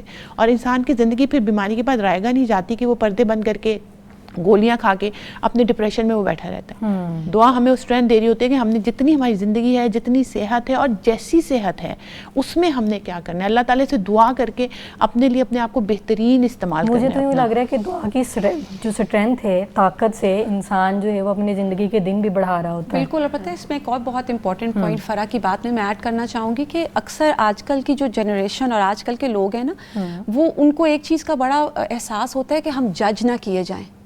وہ کسی سے بات کرتے ہوئے بھی سوچتے ہیں وہ فلاں مجھے جج کر رہا ہے. مجھے لگتا ہے یہ پہلے ٹرم اتنی ہمارے بچپن میں نہیں ہوتی تھی کہ لوگ, وہ ہر وقت لوگوں کی بہت زیادہ فکر ہے نا, تو اس میں جیسے بھی فرح دعا کی بات کری تھی, تو دعا میں ایک دفعہ ایک خاتون نے مجھے کہا کہ میں اللہ سے اس لیے, حالانکہ وہ بہت کوئی دیندار نہیں تھی, کہتی میں نے اللہ سے دعا کے بعد یہ محسوس کیا کہ اللہ جج نہیں کرتا. تو میرا جو دل کرتا ہے میں اللہ کے آگے رکھتی ہوں, میرا جو دل کرتا ہے میں مانگتی ہوں, تو مجھے آگے سے کوئی ایسی امپریشن نہیں آتا کہ یہ کیا سوچے گا میرے بارے میں. اللہ تعالیٰ ہے تو میں ہر چیز, تو جیسے وہ ایک انگزائٹی جو چیز ہے نا وہ نکل جاتی ہے اس میں, کہ آپ کو بہت کانفیڈنس ہوتا ہے کہ جو ذات سن رہی ہے وہ کر بھی سکتی ہے اور وہ مجھے جج بھی نہیں کر رہا. میرا تو رابعہ صاحبہ یہ کنڈیشن ہوتی ہے کہ کہہ لیں کہ کم سے کم جو ہے وہ میرا 1 ویک گزرتا ہے, اور 1 ویک کے بعد مجھے ضرورت ہوتی ہے کہ میں سجدے میں جو ہے وہ اللہ کے سامنے اپنی ساری جو بھی دل میں میری, ظاہری بات ہے انسان ہے, آزمائشیں آتی ہیں, بہت سی باتیں ایسی ہوتی ہیں ہمیں ضرورت ہوتی ہے وہ کسی سے نہ کی جائیں, بس اللہ کے سامنے رکھی جائیں. تو جب اللہ سے کی جاتی ہیں, انسان کا جو دل بھاری پن ہوتا ہے وہ آپ کا بالکل ہلکا ہو جاتا ہے, بوجھ ہلکا ہو جاتا ہے. بہترین, بڑی اچھی باتیں کر رہی ہیں آپ. اللہ تعالیٰ بس ہمیں عمل کی بھی توفیق دے, اور جو دعا ہے اس کے ساتھ اپنے اللہ کو ساتھ جوڑتے ہو, کنیکشن کو جو ہے وہ اللہ مضبوط کر دے. اور اس کے علاوہ رابعہ صاحبہ یہ بھی بتائے گا کہ جو جسمانی بیماریاں ہیں, نفسیاتی بیماریاں ہیں, پریشانیاں ہیں, ان پریشانیوں کے دوران ایک مومن کا اللہ سے تعلق جو ہے وہ کیسا ہونا چاہیے؟ بڑا پیارا آپ کا کویسچن ہے, اور اس کا جواب تو ایک حدیث پورا دے دیتی ہے کہ مومن کے لیے ہر حال میں خیر ہے. اس کو تکلیف آتی ہے تو صبر کرتا ہے, نعمت ملتی ہے تو شکر کرتا ہے. اللہ, اتنی یہ پیاری حدیث ہے, آپ یقین کریں کہ میرے دل کو یہ لگ جاتی ہے کہ اللہ تعالیٰ نے مومن کے لیے کوئی ایسی چیز چھوڑی ہی نہیں کہ جو اس کو غم میں مبتلا کرے. دونوں چیزیں نا, دیکھیں دونوں چیزیں, تکلیف میں اس کو صبر کا اللہ تعالیٰ توفیق دیتا ہے, اور پھر اس کے لیے اس پہ اجر بن جاتا ہے. اور جب وہ مومن, یہاں مومن کی بات ہو رہی ہے, اور جب شکر, اور اس کو نا میں نے عربز میں بہت زیادہ دیکھا. ایک مرتبہ میرا بیٹا بیمار تھا, تو ہم اس کی سرجری کے لیے انڈیا گئے ہوئے تھے. ہارٹ کی سرجری تھی, کافی کرٹیکل اس کی. تو وہاں پہ بہت سارے پیشنٹس تھے جو کہ ایشیا سے آئے ہوتے تھے, اور وہاں پر بچوں کی سرجریز ہوتی تھیں.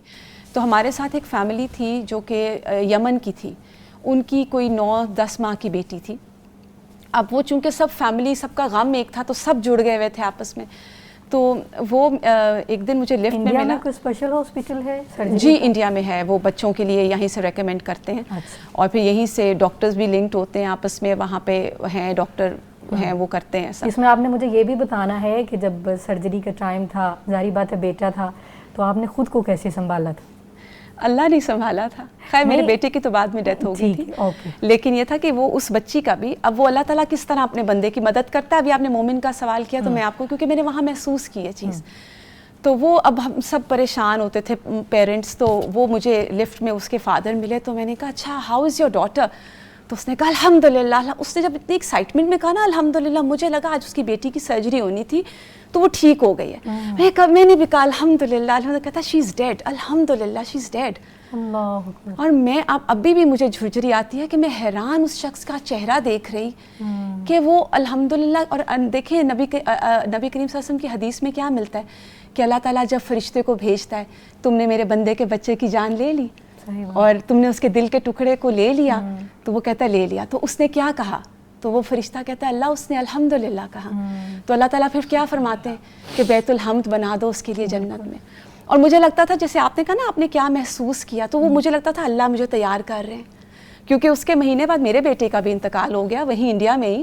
لیکن میں یہ سوچتی ہوں کہ وہ اللہ تعالیٰ تیار کر رہے تھے نا, ایسی ایسی مثالیں دکھا کے. اور پھر اللہ تعالیٰ نے جس طرح ذکر سے جوڑا کہ مجھے ایسے لگ رہا تھا کہ اس وقت جب میرے بیٹے کا انتقال ہوا, تو وہاں پہ جو نرس تھی وہ بھی رو رہے تھے, ڈاکٹرز بھی رو, اور میں سب کو تسلی دے رہی, کچھ نہیں ہوتا, جنت میں ملے گا, کچھ نہیں ہوتا. اور وہاں پہ جو مجھے نبی کریم صلی اللہ علیہ وسلم کا وہ وقت یاد آیا, اے ابراہیم تمہارے جانے پہ دل غمگین ہے، آنکھ آنسو بہاتی ہے. وہ مطلب میں نے محسوس کی وہ اس وقت وہ چیز. زبان سے ایسے کلمات نہیں نکلیں. اور پھر جب میں پھر میں نے سب سے پہلے 2 نفل پڑھے، اور پھر اتنے میں میرے ہسبینڈ آئے تو میں نے ان کو دیکھا نا، تو میں نے کہا کیا ہوا؟ کہتے ہیں نہیں ہے نا، ڈاکٹر نے جواب مطلب ڈیتھ ہو گئی ہے. اور وہ اللہ نے اسی وقت، اور یہ اللہ کی توفیق تھی، بندے کا کوئی کمال نہیں کہ اللہ اس وقت اپنے بندے سے کے زبان سے الحمدللہ نکلوا دے. میں نے کہا الحمدللہ، اللہ تیرا شکر ہے. اس کی بیماری زیادہ تکلیف دہ تھی، مطلب اگر وہ بچہ ایسا بیمار بچہ زندہ رہے اور زندگی اس کی لمبی ہو تو وہ والدین کے لیے زیادہ تکلیف ہے. ہمیں اللہ کا اصل میں لطف محسوس نہیں ہو رہا ہوتا نا، ہمیں لگ رہا ہوتا ہے بس ہر حال میں ہمارے ساتھ کیوں ایسا ہو گیا. بالکل ہمیں چاہیے. جی آپ دیکھیں، میں نے ابھی جو بیت الحمد والی حدیث، آپ سوچیں کوئی دنیا کی کوئی چیز اس کو ریپلیس کر سکتی ہے؟ سوچنے کی بات ہے. اللہ تعالیٰ اپنے بندے سے بہت محبت کرتا ہے، اپنے انبیاء کو اتنے سال، اور نبی کریم صلی اللہ علیہ وآلہ وسلم نے اپنے ہاتھوں سے اپنے حضرت فاطمہ کے سوا ہر بچے کو دفنایا ہے. بالکل. تو کیا نبی کریم صلی اللہ علیہ وآلہ وسلم اللہ کو محبوب نہیں تھے؟ مطلب یہ مومن کو سوچنے والی بات ہے نا، یہ کہ مومن کا تو معاملہ خیر کا ہی ہے، اس کو یقین ہوتا ہے کہ یہ جو آ گیا ہے نا. اور پھر آپ دیکھیں اس میں ایک حدیث کیا ہمیں سکھاتی ہے کہ بعض اوقات انسان پر اللہ نے انسان کے لیے ایک خاص رتبہ مقرر کیا ہوتا ہے، اس کا عمل اس کو وہاں تک نہیں لے کے جا رہا ہوتا. پھر اللہ اس پر یا جسم کی آزمائش بھیجتا ہے، یا مال کی بھیجتا ہے، یا اولاد کی بھیجتا ہے. اور پھر اللہ اپنی دی ہوئی توفیق سے اس سے صبر کرواتا ہے، پھر اس کو وہ درجہ دلاتا ہے. اب اگر مومن کا رویہ آپ پوچھ رہی ہیں، مومن کا رویہ جو ہوتا ہے وہ پازیٹیو ہی ہوتا ہے. اس کو یقین ہوتا ہے میرا رب مجھے کبھی ضائع نہیں کرے گا. اور یہی، اور اسی طرح جیسے میں رابعہ صاحبہ عرب میں بھی ایسے ہی کرتے ہیں، اگر ان کا کوئی فوت ہو جاتا ہے جی تو وہ نہیں، وہ بس 3 دن جو ہیں وہ گزرے. میں نے آپ کو بتایا نا کہ وہ عرب شخص تھا نا، اس نے کہا وہ الحمدللہ وہ یہی کہتے ہیں اللہ کی امانت تھی. اور اگر ہم کہہ دیں الحمدللہ، ہمارے تو یہاں معاشرہ ہی نہ ہمیں چھوڑے کہ تمہیں تو کوئی غم ہی نہیں ہے. صحیح بات ہے، صحیح بات. کیونکہ یہ ہوا میرے ساتھ بھی، مجھے لوگوں نے کہا آپ کو تو لگتا تھا غم ہی نہیں ہے. بھائی مجھے اللہ نے سنبھالا ہوا تھا، مجھے اس وقت مجھے پتا تھا کہ میرے رب کے ساتھ میرا کیا کنیکشن ہے. میں تو بہت مطلب اللہ کی طرف سے سکون تھا. یہ سکینت بھی اللہ دیتا ہے.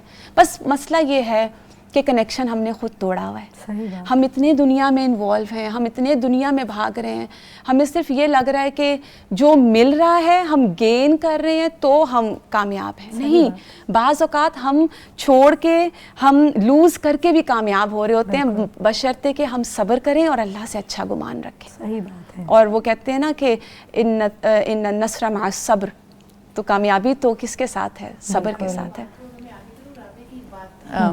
رابعہ کی اجازت سے میں، میری ٹیچر استاد بھی رہ چکی ہیں، تو ایک دفعہ ہمیں پڑھا رہی تھی اور اسی طرح ہم نے بیٹے کا ذکر کر رہی تھی.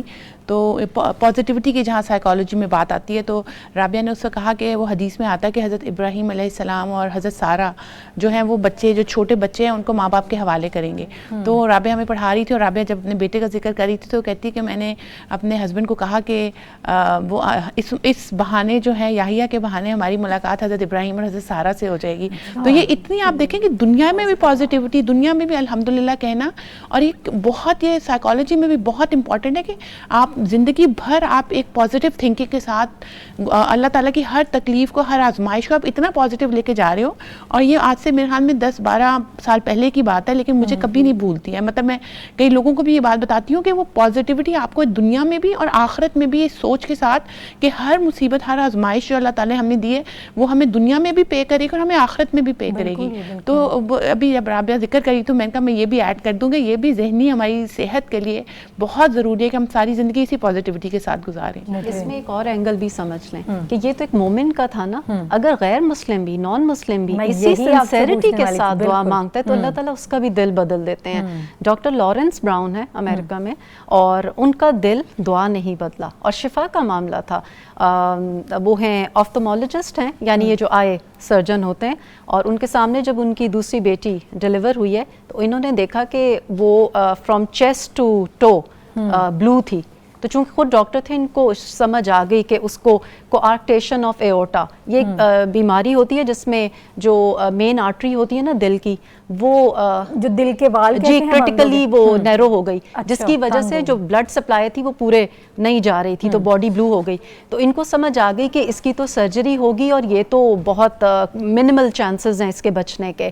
Any way I C you میں بیٹی کو لے گئے ڈاکٹرز اور وہاں اس کی سرجری کی وہ پریپریشن کرنے لگے. تو یہ کہتے ہیں کہ میں اتنا زیادہ اس ٹائم ڈس ہارٹ تھا کہ میں آئی سی یو سے نکل آیا اور I couldn't find a place for comfort, کہ مجھے سمجھ نہیں آ رہی تھی کہ مجھے کہاں سکون ملے گا. تو سامنے ایک پریئر روم تھا, میں اس میں چلا گیا اور کہتے ہیں کہ اٹ واز این ایمٹی روم, اور میں وہاں پہ گھٹنوں کے بل بیٹھ گیا. اور یہ ایتھیسٹ تھے, کہتے ہیں میں کبھی بھی اللہ پہ بلیو نہیں کرتا تھا, اور فرسٹ ٹائم اپنی زندگی میں نے دعا مانگی کہ oh God, I don't know if you are there, but if you are then save my daughter. I promise I will follow the religion that is most pleasing to you. اور کہتے ہیں کہ اس 10-15 منٹ میں نے وہاں گزارے اور دعا مانگتا رہا پوری سنسیریٹی کے ساتھ فرسٹ ٹائم. اور جب میں وہاں سے نکلا 15 منٹ کے بعد اور میں آئی سی یو دوبارہ گیا کہ اس کا آپریشن سٹارٹ ہوا ہے کہ نہیں ہوا, تو وہاں پہ جو ڈاکٹر تھے انہوں نے مجھے کہا کہ your daughter will be fine. اور کہتے ہیں next 2 days without medication, without any surgery, وہ بالکل ایک نارمل بچے کی طرح اس کی وہ تھی اور کچھ بھی نہیں ہوا الحمدللہ. اور یہ کنورٹ ہو گئے. پھر کہتے ہیں میں نے اپنا پرومس پورا کیا. کہتے ہیں کہ میں نے جوڈزم کو اسٹڈی کیا, کرسچینٹی کو اسٹڈی کیا, لیکن مجھے میرا کنیکشن نہیں وہ بن سکا.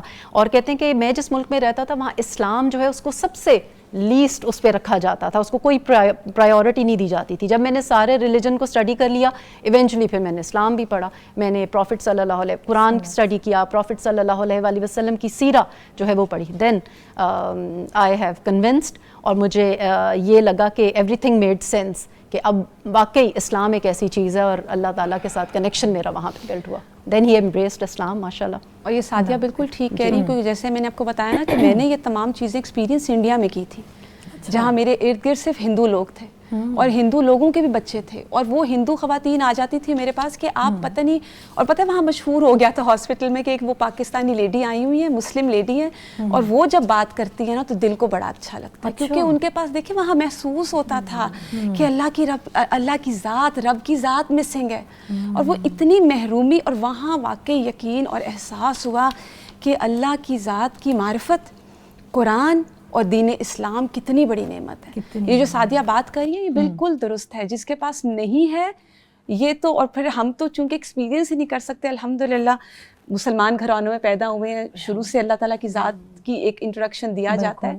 لیکن واقعی یہ جو ایتھیسٹ اور جو اس طرح مشرک لوگ ہیں, آپ کبھی ان کے ساتھ بیٹھیں بات کریں تو بہت دل پریشان ہوتا ہے ان کے لیے. بالکل. اور دوسرا جب وہ کنورٹ ہوتے ہیں تو بیوٹیفل ان کی سٹوریز اتنی زبردست ہوتی ہیں, کس طرح اللہ تعالیٰ ایک شفا کے ایک عمل کے ذریعے زیادہ بالکل بالکل یہیں سے انشاءاللہ کنٹینیو کرتے ہیں.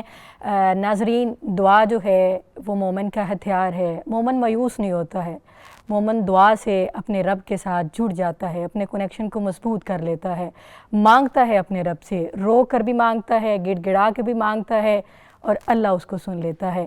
ہمارے ساتھ رہیے گا, ملتے ہیں ایک بریک کے بعد.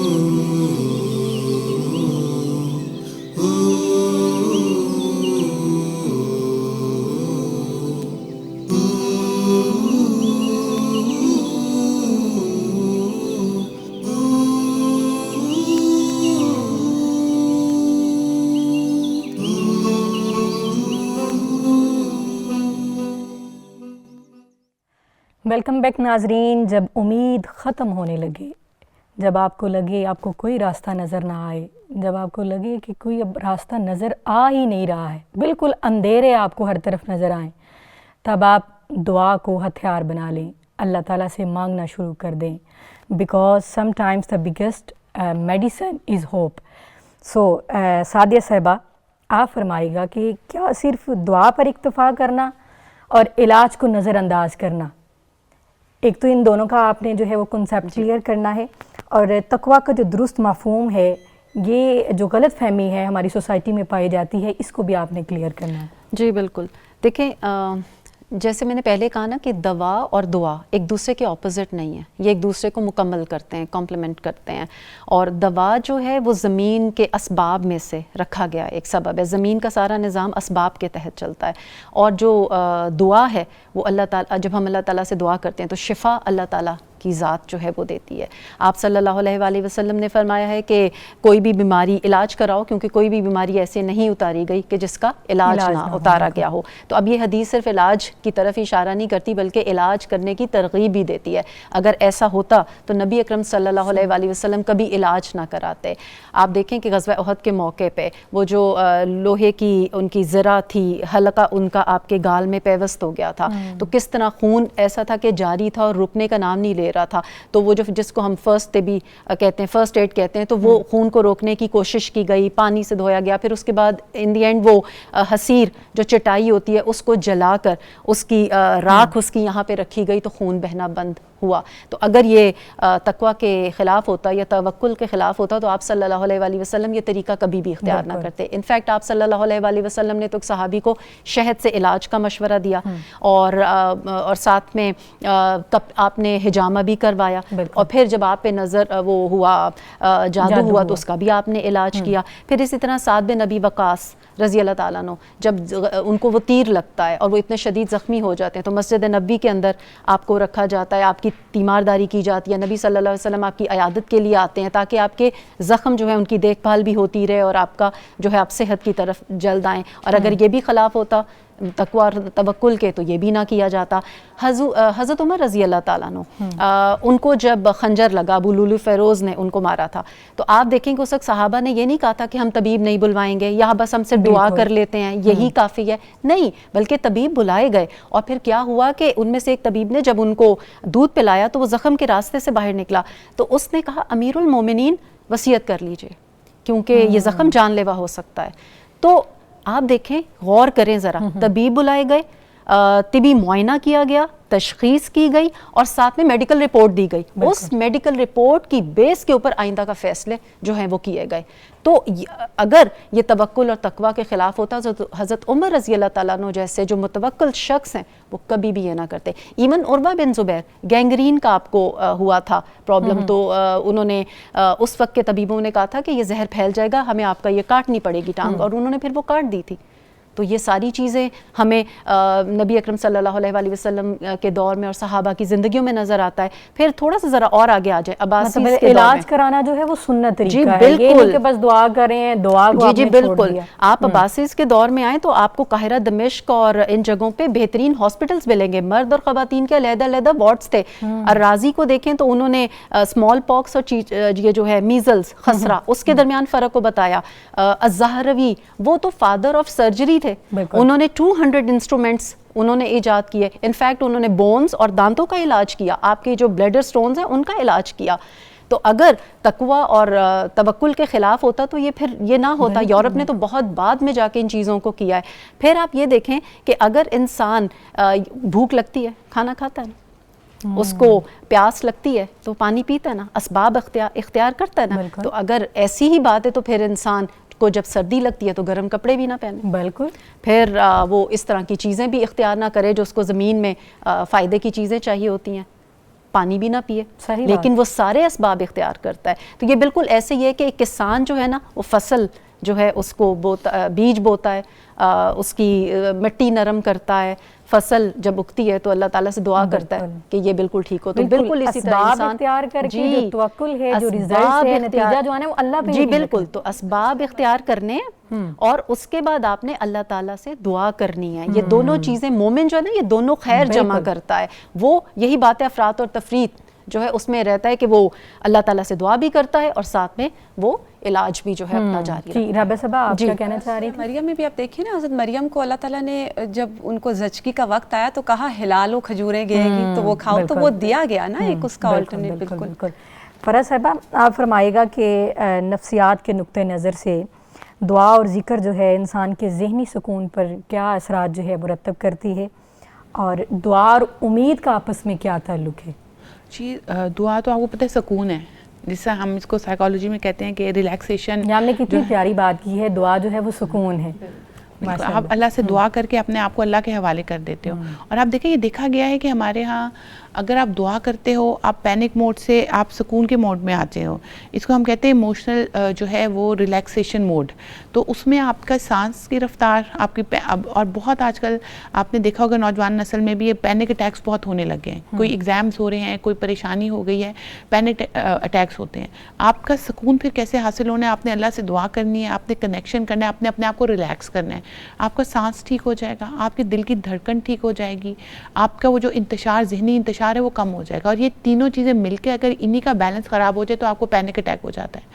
اور پھر اس کے بعد یہ سب چیزیں جو ہیں آپ کو سکون دیتی ہیں. اور آپ دیکھیں جیسے ہمیں تو بینگ مسلم ہمیں تو پتہ ہے کہ سبحان اللہ میں بھی سکون ہے. تو وہ والی بات آ جاتی ہے کہ اور جہاں تک آپ امید کی بات کر رہی ہو تو سکون اور امید جو ہے وہ ساتھ ساتھ ہے. سکون کیسے آئے گا؟ امید سے آئے گا. اور پازیٹیو سائیکالوجی کی تو بنیاد ہی جو ہے نا وہ جو ہے امید پہ ہے. اور اگر ہم لوگ ہوپلیسنس میں چلے جائیں گے تو پھر نہ ہمارا علاج کام آئے گا اور نہ ہماری وہ جیسا ابھی سعدیہ نے شروع میں بتایا تھا کہ ایسی گولیاں دی جاتی ہیں مریض کو کہ جس میں کچھ ہوتا نہیں ہے لیکن وہ اس وجہ سے دی جاتی ہے کہ وہ مریض کو ہوپ دے رہی ہوتی ہیں. تو پازیٹیو سائیکالوجی کی بنیاد ہی سکون اور امید دونوں پر ہے. ہمارے پاس امید ہوتی ہے, مریض یہ سوچتا ہے کہ میں نے یہ دعا کی ہے تو دعا سے بہتر مستقبل اور بیماری کے عارضی ہونے کا. آپ سوچیں انسان ایک دعا کرتے ہو اللہ سبحانہ تعالیٰ سے کہتے ہیں کہ مجھے ان سب بیماریوں سے چھٹکارا دے دے, تو انسان کو ایک ہوپ ہوتی ہے کہ یہ چیز عارضی ہے اور انسان کو یہ ہوپ ہوتی ہے کہ یہ بس چیز اتنی دیر کے لیے اس کے پاس چلی جائے گی.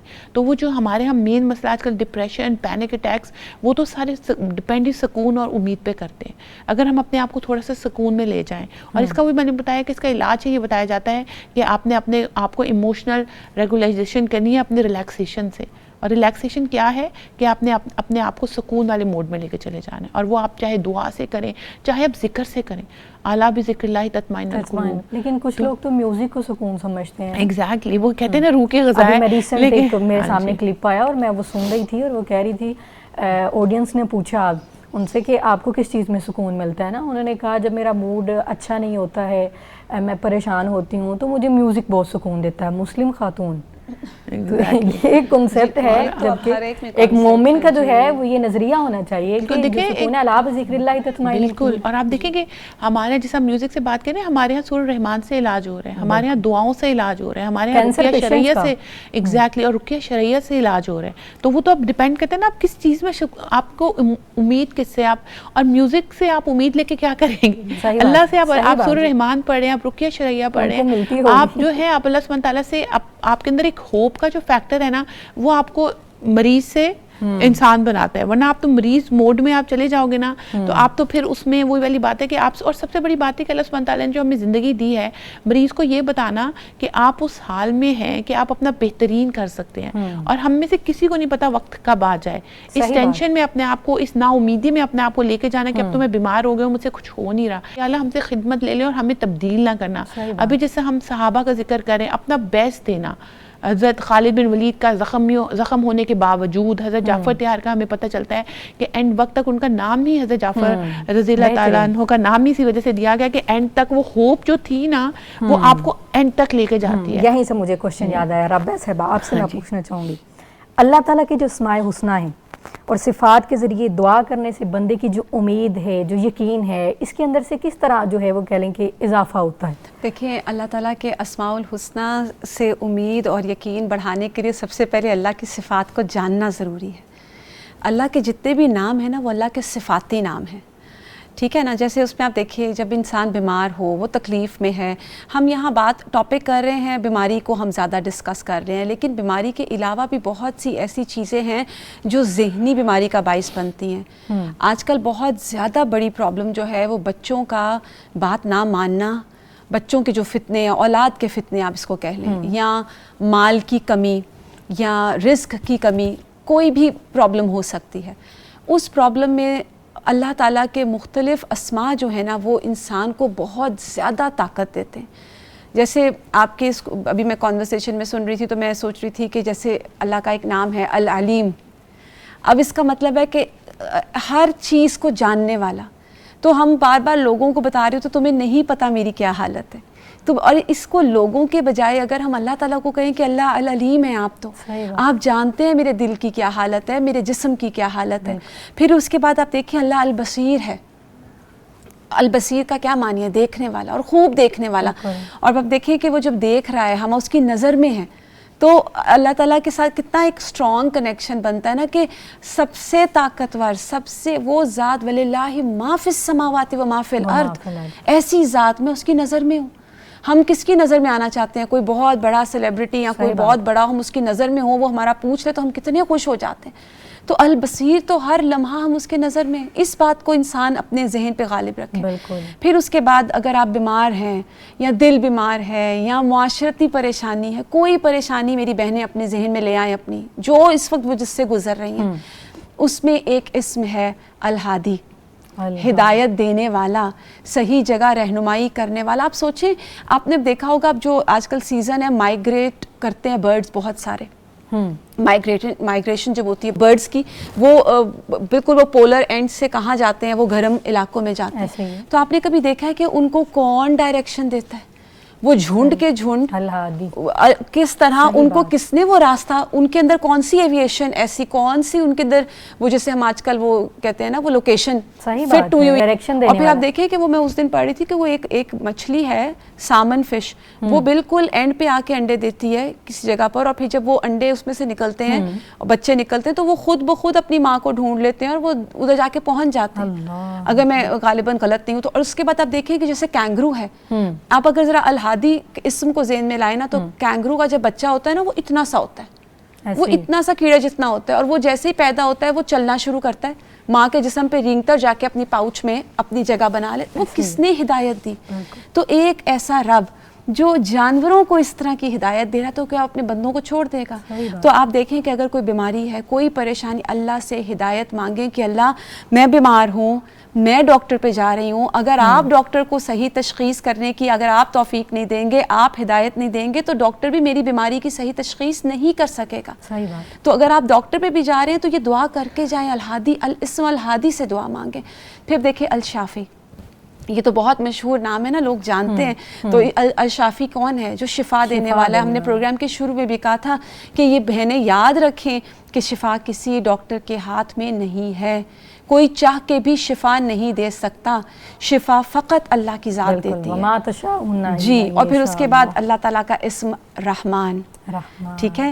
جیسے ابھی ہم بات کر رہے تھے نا کہ رحمان، اللہ رحمان سب کے لیے رحمان ہے، وہ کافر، فاسق، فاجر سب کے لیے رحمان ہے.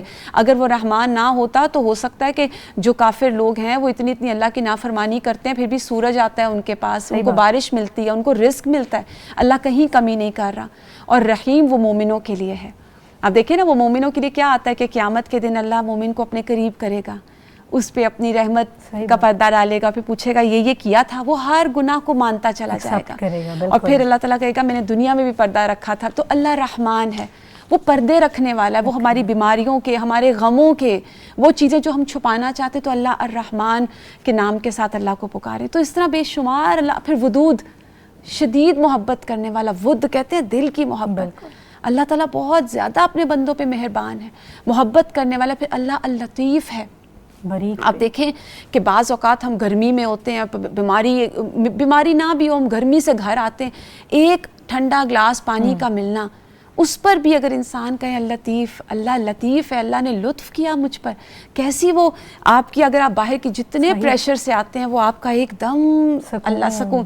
تو اللہ کے اسم جو ہے نا، اگر آپ ان کے ساتھ جڑ جائیں تو اللہ کے ہر اسم میں آپ کے لیے بہت زیادہ دل کا ٹھہراؤ اور یقین ہوتا ہے کہ اللہ کے تمام صفاتی نام ہیں.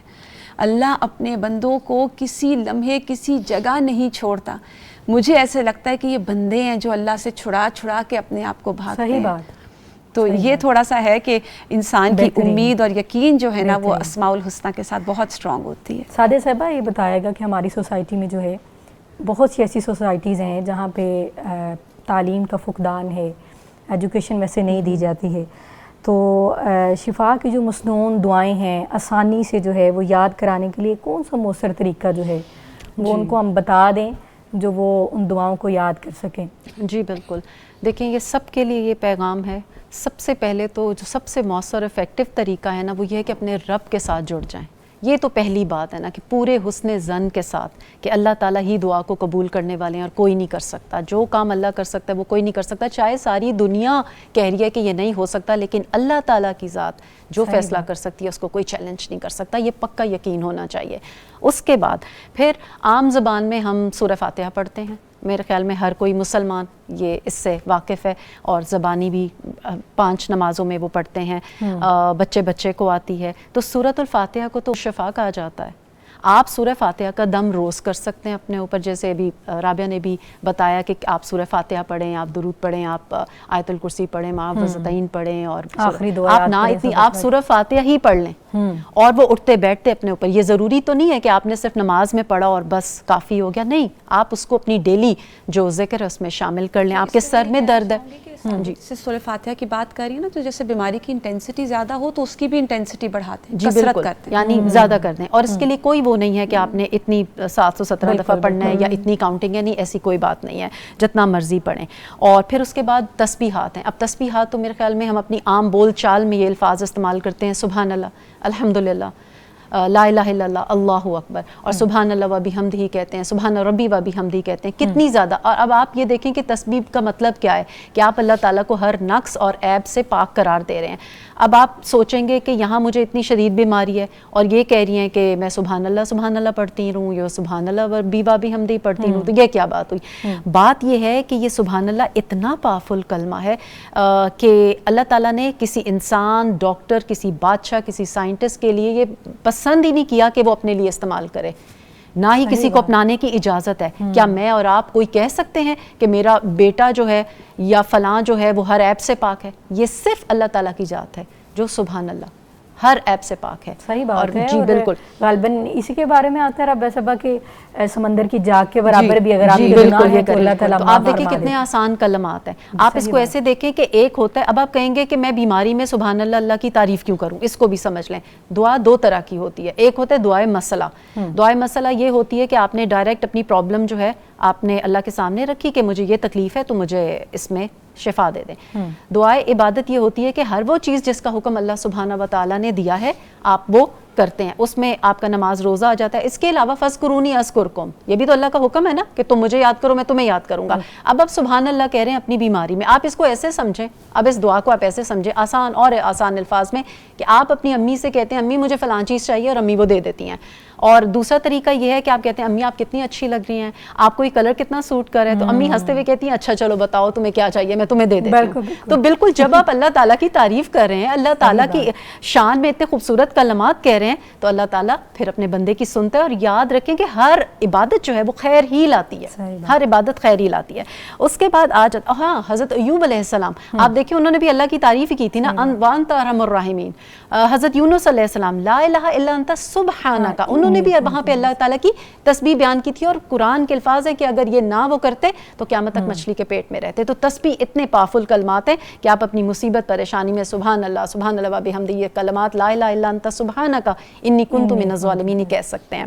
پھر اس کے بعد ہم دیکھتے ہیں کہ جسمانی تھکاوٹ کا علاج, تسبیحات فاطمہ, وہ بھی ساری آپ کی تسبیحات ہیں. آپ کا جسم تھک گیا ہے, تھکن سے چور ہے, آپ کا کام کرنے کو دل نہیں کر رہا, آپ پریشان ہیں, آپ یہ پڑھیں. اس کے بعد آ جاتا ہے الحمدللہ, یہ بھی ہم عام بول چال میں الفاظ بولتے ہیں, اور یہ افضل دعا ہے, افضل دعا ہے الحمدللہ. ایک مومن جب اللہ تعالیٰ کی تعریف کرتا ہے, اللہ تعالیٰ میں بیماری میں بھی آپ سے راضی ہوں, تو جو اپنے رب سے راضی ہوگا کہ اللہ اسے راضی نہیں ہوگا. جب اللہ تعالیٰ آپ سے راضی ہوں گے تو اللہ تعالیٰ آپ کے لیے آسانی کریں گے, آپ کو بیماری سے نجات دیں گے. اور مومن کے لیے تو دونوں حالتوں میں خیر ہے کہ وہ خوشی اور غم اور تکلیف کے موقع پہ وہ الحمدللہ کرتا ہے, تو کتنی خیر سمیٹ لیتا ہے. تیسری چیز یہاں پہ آتی ہے, اگر آپ سبحان اللہ والحمدللہ ولا الہ الا اللہ واللہ اکبر پڑھیں, اور یہ بھی ماشاءاللہ ہم سب اپنی عام بول چال میں یہ الفاظ بولتے ہیں. اور یہ کب کہنے چاہیے؟ آپ دیکھیں کہ آپ کو کوئی ڈر لگ رہا ہے, آپ تنہائی کا شکار ہیں, آپ کو اپنی ڈاکٹر کے پاس جانے سے ڈر لگ رہا ہے, آپ کو کوئی تکلیف ہے, آپ کو کوئی بات بادر کر رہی ہے, آپ کو کسی کا سامنا کرنے سے گھبراہٹ ہو رہی ہے, ایون آپ کو MRI کا خوف ہے, آپ کو سمجھ نہیں آ رہی کہ آپ کیا کریں, آپ ڈبل مائنڈڈ ہے, آپ یہ الفاظ پڑھیں. آپ کی گھبراہٹ کا علاج ہے, بے چینی کا علاج ہے سبحان اللہ والحمدللہ ولا الہ الا اللہ واللہ اکبر, 4 کلمات ہیں. اس کے بعد ہے جی درود. درود تو اس کے بارے میں یہ ہے کہ بیمار کو تو درود کی کثرت کر دینی چاہیے، کیونکہ ہوتا کیا ہے کہ جب آپ ایک دفعہ درود پڑھتے ہیں تو 10 رحمتیں نازل ہوتی ہیں، 10 آپ کے گناہ معاف ہوتے ہیں، 10 درجات بلند ہوتے ہیں۔ اب 10 رحمتیں جب نازل ہوں گی تو اس کا مطلب ہے اللہ تعالیٰ آپ کو بیماری سے نجات دیں گے، کیونکہ اللہ کی رحمت آئی ہے تو آپ کی بیماری سے نجات ملی۔ 10 گناہ معاف ہوئے تو دل کا بوجھ جو ہے وہ ہلکا ہوتا ہے، دل کا اضطراب کم ہوتا ہے، اور جو 10 درجات بلند ہوتے ہیں اس میں آپ کو اللہ کا قرب ملتا ہے، اور آپ دیکھیں آپ کی دعا قبول ہوتی ہے۔ اور درود کے بارے میں تو کہتے ہیں کہ وہ جو آپ چاہتے ہیں نا نشانے پہ لگے، یہ وہ ہے، تو اس کو تو کثرت سے پڑھنا چاہیے۔ اور میرا نہیں خیال کہ یہ کسی کو نہیں آتے ہوں گے، سب آپ اللہم صلی علی محمد کہہ سکتے ہیں، آپ اللہم صلی وسلم علی محمد وبارک علی محمد کہہ سکتے ہیں، آپ اپنی نماز والا درود بھی پڑھ سکتے ہیں، جو بھی آپ۔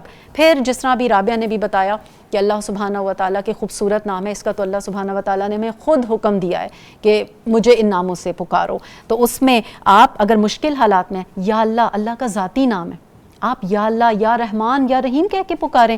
آپ کو کوئی انزائٹی، کوئی گلٹ ہے، آپ یا تواب کہیں، یا غفار کہیں، اللہ سے اپنے گناہوں کی معافی مانگے تاکہ دل کا اضطراب کم ہو، آپ کا دل بوجھل ہے، آپ کو کوئی الجھن ہے، آسمان اور زمین کو بنانے والا اللہ تعالیٰ ہے، ہمیں بھی پیدا کرنے والا اللہ ہمارا ان اینڈ آؤٹ جانتے ہیں، ہماری الجھن کو بھی اللہ ہی دور کر سکتے ہیں۔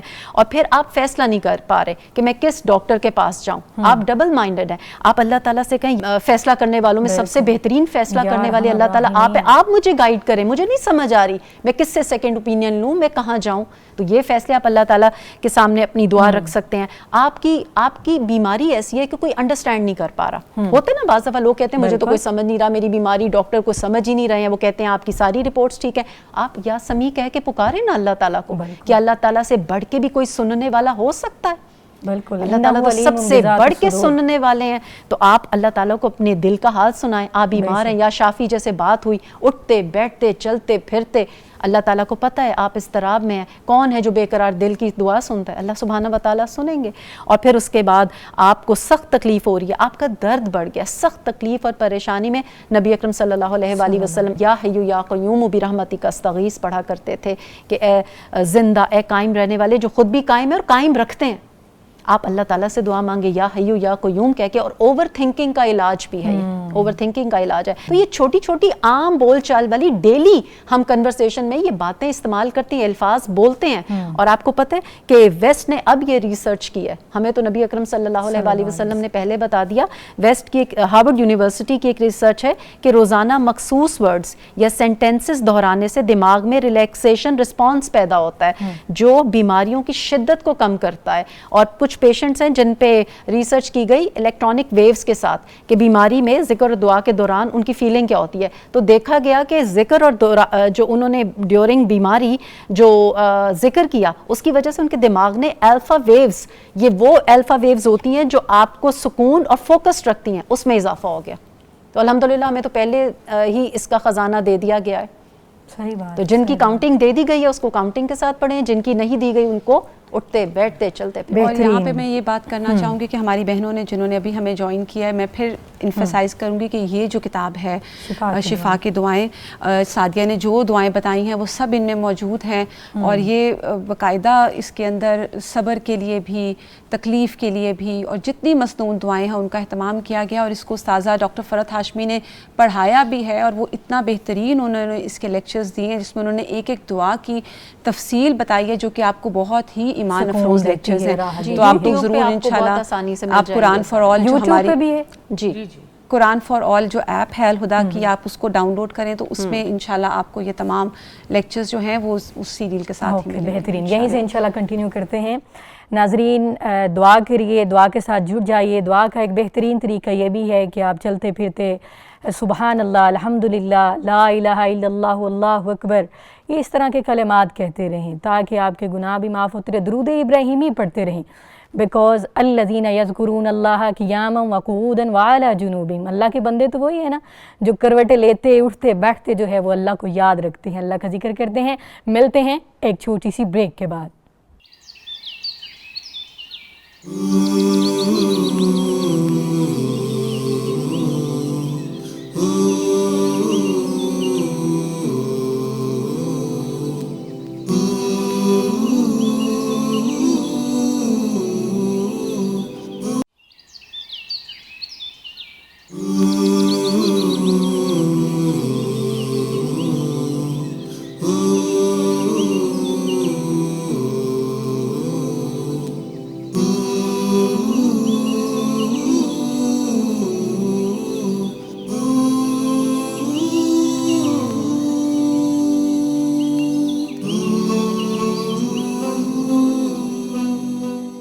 ویلکم بیک ناظرین. ہمارے اسلام میں کتنا پیارا کنسیپٹ ہے کہ اگر کوئی بیمار ہو جاتا ہے اس کی عیادت کے لیے جاتے ہیں تو جب عیادت کے لیے جاتے ہیں تو 70,000 فرشتہ جو ہے وہ اس کے لیے دعا گو ہوتا ہے, اس کے لیے دعائیں کرتا ہے صبح سے شام تک یا شام سے صبح تک.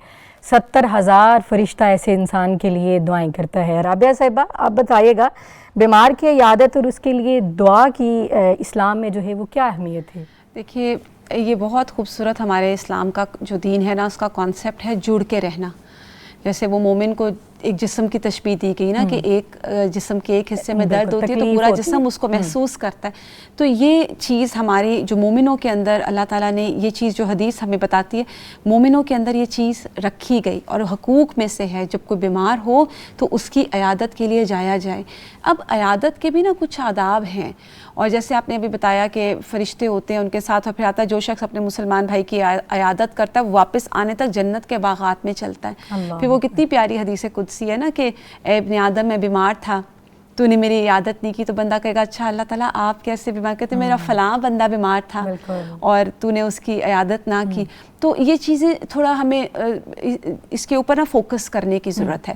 پھر اس میں آپ دیکھیے عبادت کا طریقہ سب سے پہلے جو عیادت کا طریقہ سب سے پہلے یہ کہ اخلاص کے ساتھ فقط اللہ کی رضا کے لیے عیادت کریں. ہماری عیادت رسمی ہوتی ہے, بالکل حاضری ہوتی ہے, بدلہ اتارنا ہوتا ہے. لوگ کیا کہیں گے میں آئی نہیں, میں گئی نہیں, یہ نہیں.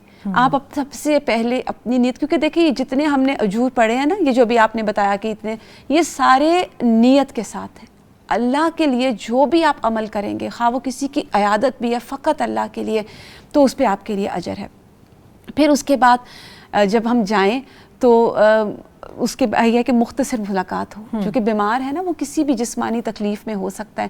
ہم جب جائیں تو ان کو پازیٹیو سٹروکس دیں, پازیٹیو باتیں کریں. نبی کریم صلی اللہ علیہ وسلم کا کیا طریقہ تھا, جیسے ہم نے شروع میں بات کی لا بأس طہور انشاءاللہ, اور پھر اس کے علاوہ جو دعائیں, اور یہ دعاؤں کا اگر اس کو عربی نہیں آتا آپ ترجمہ پڑھ کے اس کو یہ سنائیں.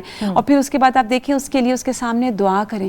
اور پھر اس میں ایک بہت امپورٹنٹ بات کہ اس کو پازیٹیو بات کریں کہ آپ انشاءاللہ ٹھیک ہو جائیں گے. دیکھیں پھر آپ چلنے پھرنے لگ جائیں گے.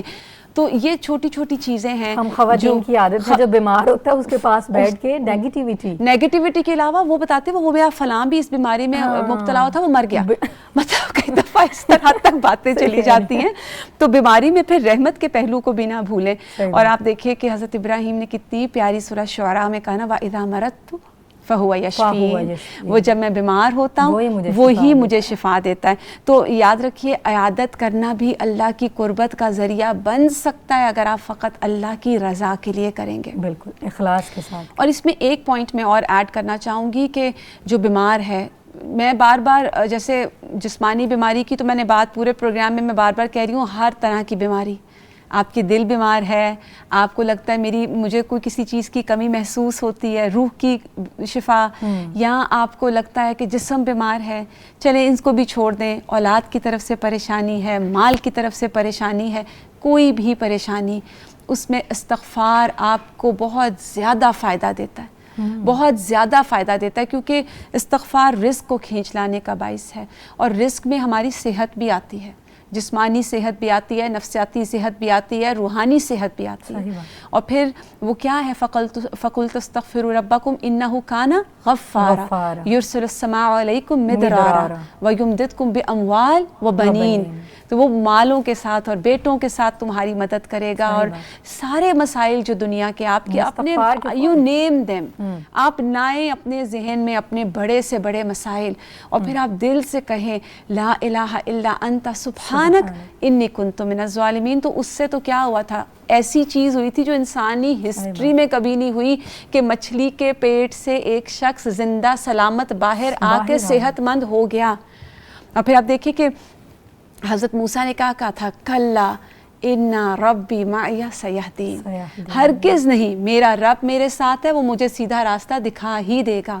تو استغفار جو ہے نا اس میں آپ بہت زیادہ اس کی کثرت کریں, اور اللہ تعالیٰ سے اپنی زبان میں اپنے گناہوں کی ندامت کو ذہن میں رکھتے ہوئے, اپنے گناہوں کو ذہن میں رکھتے ہوئے نادم ہو کے اللہ سے مانگیں.